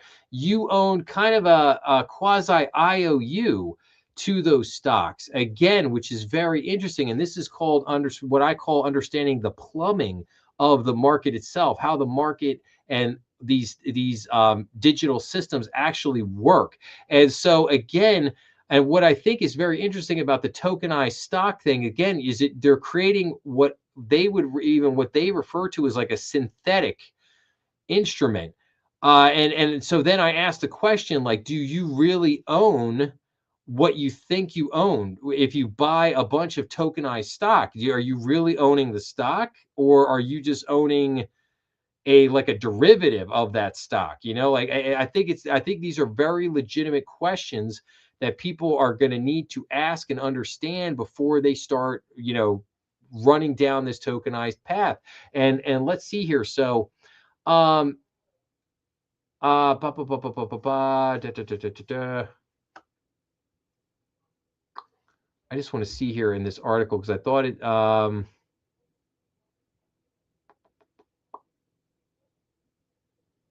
So many tokenized stocks aren't truly equity, meaning they lack the legal protections and rights conferred to owners of traditional shares. There you go. Boom. Without enough investors buying and selling these tokens, their prices can deviate significantly from real stock. Some skeptics have said that professional traders benefit from weekend breaks, adding the 24/7 markets can lead to burnout and diminished decision-making quality. Yeah, I would agree with that 100%. Tokens are still a niche corner, even overseas, and one inhabited mostly by diehard crypto fans. The total value of all tokenized stocks in circulation stood at just over 900 million, with about 200,000 holders, according to analytics platform RWA.xyz, compared with the trillions of dollars in global stock markets. So, in their current form, most tokenized stocks are technically derivative contracts. What did I just say? Are they derivatives? They are technically derivative contracts that give international investors the price exposure to popular U.S. stocks. Their investors don't receive dividends directly or get to vote on shareholder engagement or other corporate actions. So yeah, it's just, again, it sounds wonderful, but I think, you really got to understand what you're buying, right? You really got to understand what this all is. So, all right. I thought I'm not going to get into all this here, but I thought this was a really interesting article. See how Hollywood's job market is collapsing. Studios are making fewer movies and shows than they did just a few years ago. The ones they do make are increasingly being shot outside the United States. Yeah, I mean, you look at this here, this chart, newly started productions by country, and you can see that the U.S. is just dropping there massively. And it's, the business is going to the UK. Canada is also dropping, but Australia, Hungary, even Spain a little bit is picking up some of this. So just very interesting. Like I said, just a very interesting thing to note. Yeah, America, yeah, Hollywood has got big problems right now, man. They got big problems. Social media verdicts could end up the tech industry. This is what I did the episode on Wednesday. Two bellwether cases against Meta and YouTube will likely result in further litigation and class action suits, a lawyer expert said. So yeah, obviously more litigation on the way there. Trump to impose 100% tariffs on certain imported drugs. Exceptions were granted to lower tariffs to 15% for the European Union, Switzerland, and Japan, and South Korea, and 10% for the UK. So again, this will be interesting to keep an eye on to see what happens with this. How Trump's tariffs are choking the U.S.-China trade. So Chinese share of American imports dropped to the lowest level since 2001, but overall U.S. good trade deficit are rising. So here is China's share of U.S. imports, and you can see it's just plunging down. So China's shares of imports are going down, But we can see here from this chart, U.S. good trade deficit with China in like kind of a light blue and with the rest of the world in gray. So you can see our deficit with China is shrinking, but with our deficit with the rest of the world is really growing, meaning we're buying more stuff from the rest of the world. So this is really interesting. And also I would point out one of the big thing that's happening is that, so what is China doing with all those goods that they were selling to us? Well, they've been selling all those goods over to Europe. And basically Europe they're like tapping out right now, man. They're tapping the ring going, all right, we're uncle, we can't take, we've had a massive infusion of all your crap from China and we can't take anymore. So sooner or later, this is going to wear off on China, and China's just not going to be able to give all that product to Europe. And if we're not buying it, they're going to have China's going to have some issues, man, to be sure. Then we look at this. So helium disruption spells opportunity for some suppliers of the gas. The scarcity of helium will mean better pricing. Yeah, but it's also going to cause a lot of problems. I mean, basically, people like I reported on last week, helium is a key ingredient to semiconductors, to making microchips, for quantum computing. And they've already been told in the semiconductor industry that, hey, man, the shortages are going to be coming because we don't have the helium. So get ready for the shortages to come. And of course, what's that going to hurt? That's going to hurt the whole AI trade, right? Because you're going to have a tough time building data centers because NVIDIA is not going to be able. NVIDIA is going to have a massive backlog in chip sales and production because they're not going to be able to get the chips out to service the demand. And then you're going to have data centers just languishing because they're not going to be able to have the chips to put in and to the servers and everything. So it's a whole thing here, whole thing with this. Tariff strained U.S. aluminum supplies. Now the Iran war is making it worse. Recent attacks in the Persian Gulf could further constrain metal supplies. So so aluminum also coming under big time pressure here, and this could be another big issue here that could roil through markets here with aluminum on this particular issue. So. All right, so that's a little bit of the tariff update. Now we get Japan is placing, and my jaw almost dropped when I saw this. Japan is placing a multi-billion-dollar bet on the U.S. housing market. Home construction is slowing, but Japanese investors and builders are moving in anyway and soon will own 6% of the business in America. The Japanese builders have announced or closed acquisitions of 23 U.S. single-family home builders since 2020, more than double the number from 2013 to 2019. That does not include the multifamily developers and construction supply companies they have also bought. By some estimates, Japanese builders are now set to own about 6% of the U.S. home construction market. Somebody probably needs to take a look at that because hey, look, man, I like the Japanese. I love being partners with them and doing stuff. Do I want them owning 6% or maybe even 10% of the U.S. housing market? Not really. Yeah, not really. So that's it. Yes, I think somebody probably needs to take a look at that. So, okay. Earlier this week, there was this rumored that Citibank was going to buy a regional bank, and that got everybody all excited. They were all jazzed up. Oh man, Citibank, they're gonna buy a regional bank. This is great. And then the city was like, yeah, no, we're not buying any regional banks. So rumored City deal unlikely as investors remain skeptical of regional bank M&A. Could Citi buy somebody? They could, but I don't know. But I don't know that again, I think some of these regional banks are out there like, they want Citibank to pay through the nose, and Citibank's not going to pay through the nose. So again, that it's kind of interesting, but we'll see if anything develops with that. U.S. Bank CRE credit quality gap shrinks as owner-occupied loan stress rises. So this is a very interesting thing. So the credit quality gap between U.S. Bank's owner-occupied and non-owner-occupied commercial real estate loans continued to narrow in late 2025 as delinquencies for owner-occupied loans ticked up. So this was very interesting here. Just something to keep an eye on here.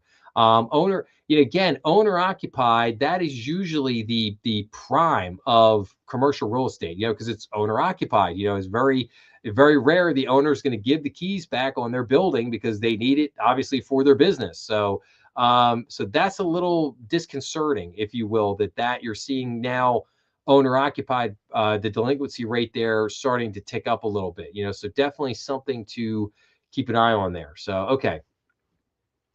And then I'd mentioned this earlier in the other bank news, but Coinbase NAB's conditional OCC charter approval. Coinbase executives credited years of investment in compliance, engagement with regulators, and belief that the right path forward for crypto is through the system, not around it.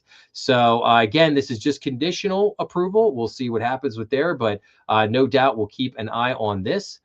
Bank customers, while embracing AI, call for human customer support.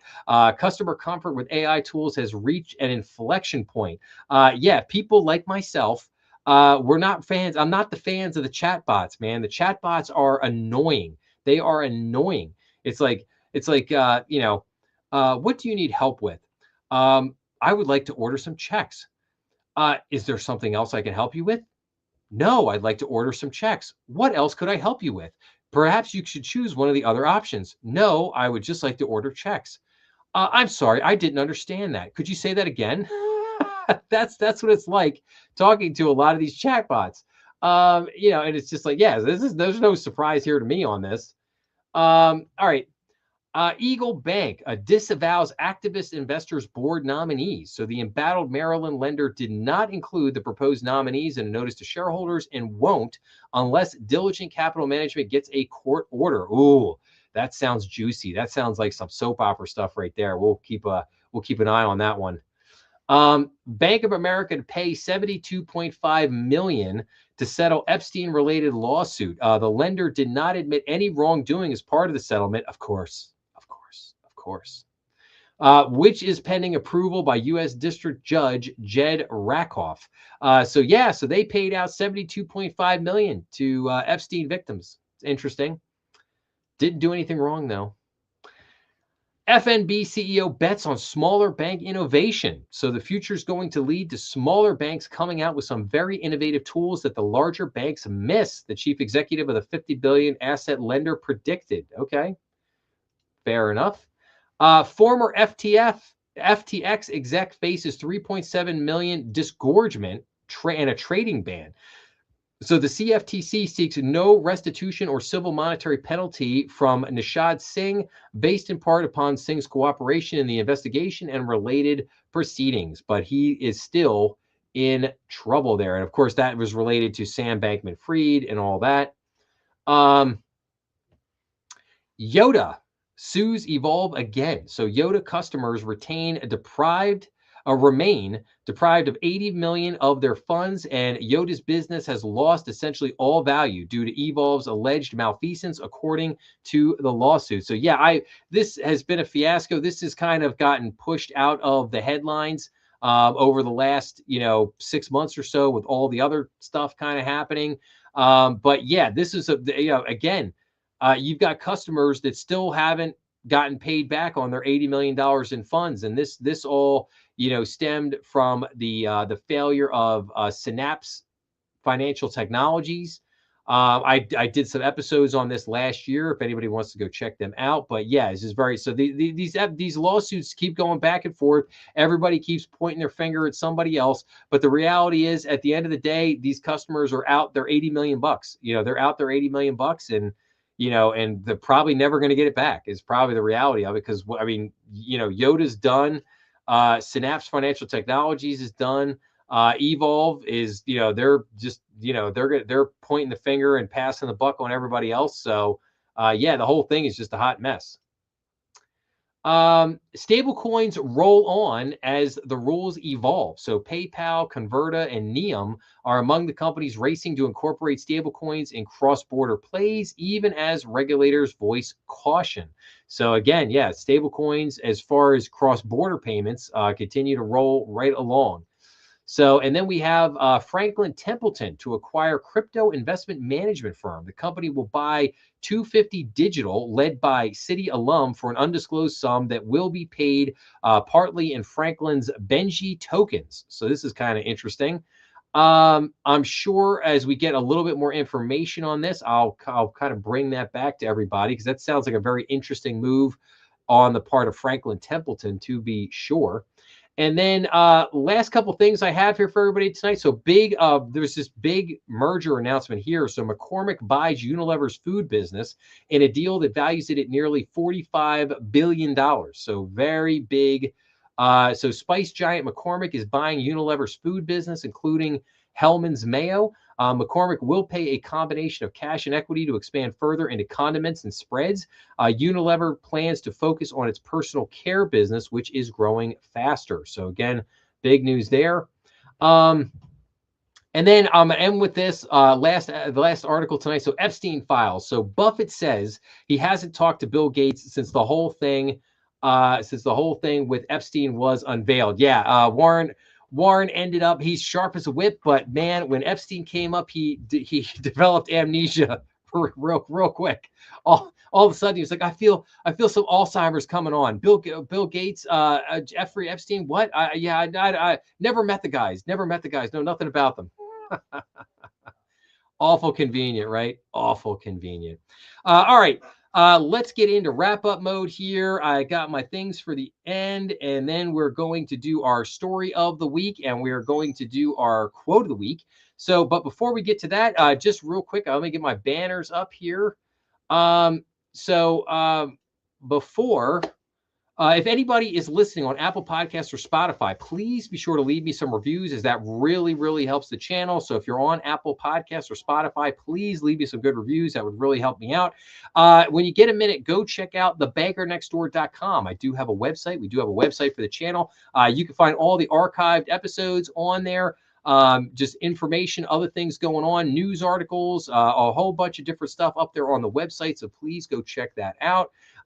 You can send comments, questions, or topic recommendations to info@thebankernextdoor.com. That's how you get a hold of me. So you can email me there at info@thebankernextdoor.com. If you have like I said, recommendations, questions, comments, anything you got, send it to me there. Make sure to subscribe on YouTube to get, I put a lot of posts on YouTube with all the latest news and everything, like new episodes coming out for the week, what we're going to be covering on Strategy Room for this particular week, or if I've got to move Strategy Room to a different time for some reason, put all that latest and greatest breaking news and developments out there on YouTube. So make sure to just subscribe so that you get those posts. Make sure to follow me on Getter, X, and True Social. I will tell you I spend the most of my time on X, but you can follow me on any of those platforms.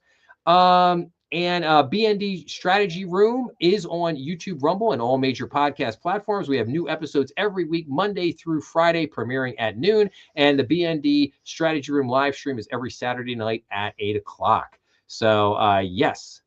So that is our wrap up. So now let's go to our story of the week. So,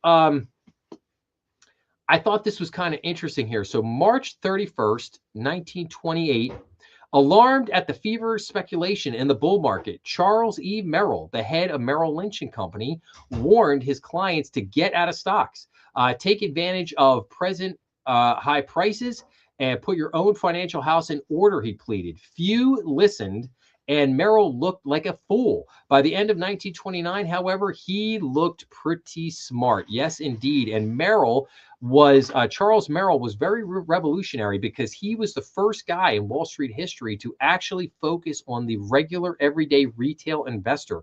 Up until that point, it was basically just, it was very much like a private club with the high flyers on Wall Street and big business and big investors. And that was really it. And Charles really had a vision to bring Wall Street to Main Street and really focus on the everyday investor. And I'll tell you what, if you haven't seen it, on Netflix, there is a great miniseries. It's like an 8-part miniseries. It's called Titans, The Rise of Wall Street. I've been meaning to cover it for months now, and I just haven't gotten around to it. I will try to get around to it here in the next couple weeks or so.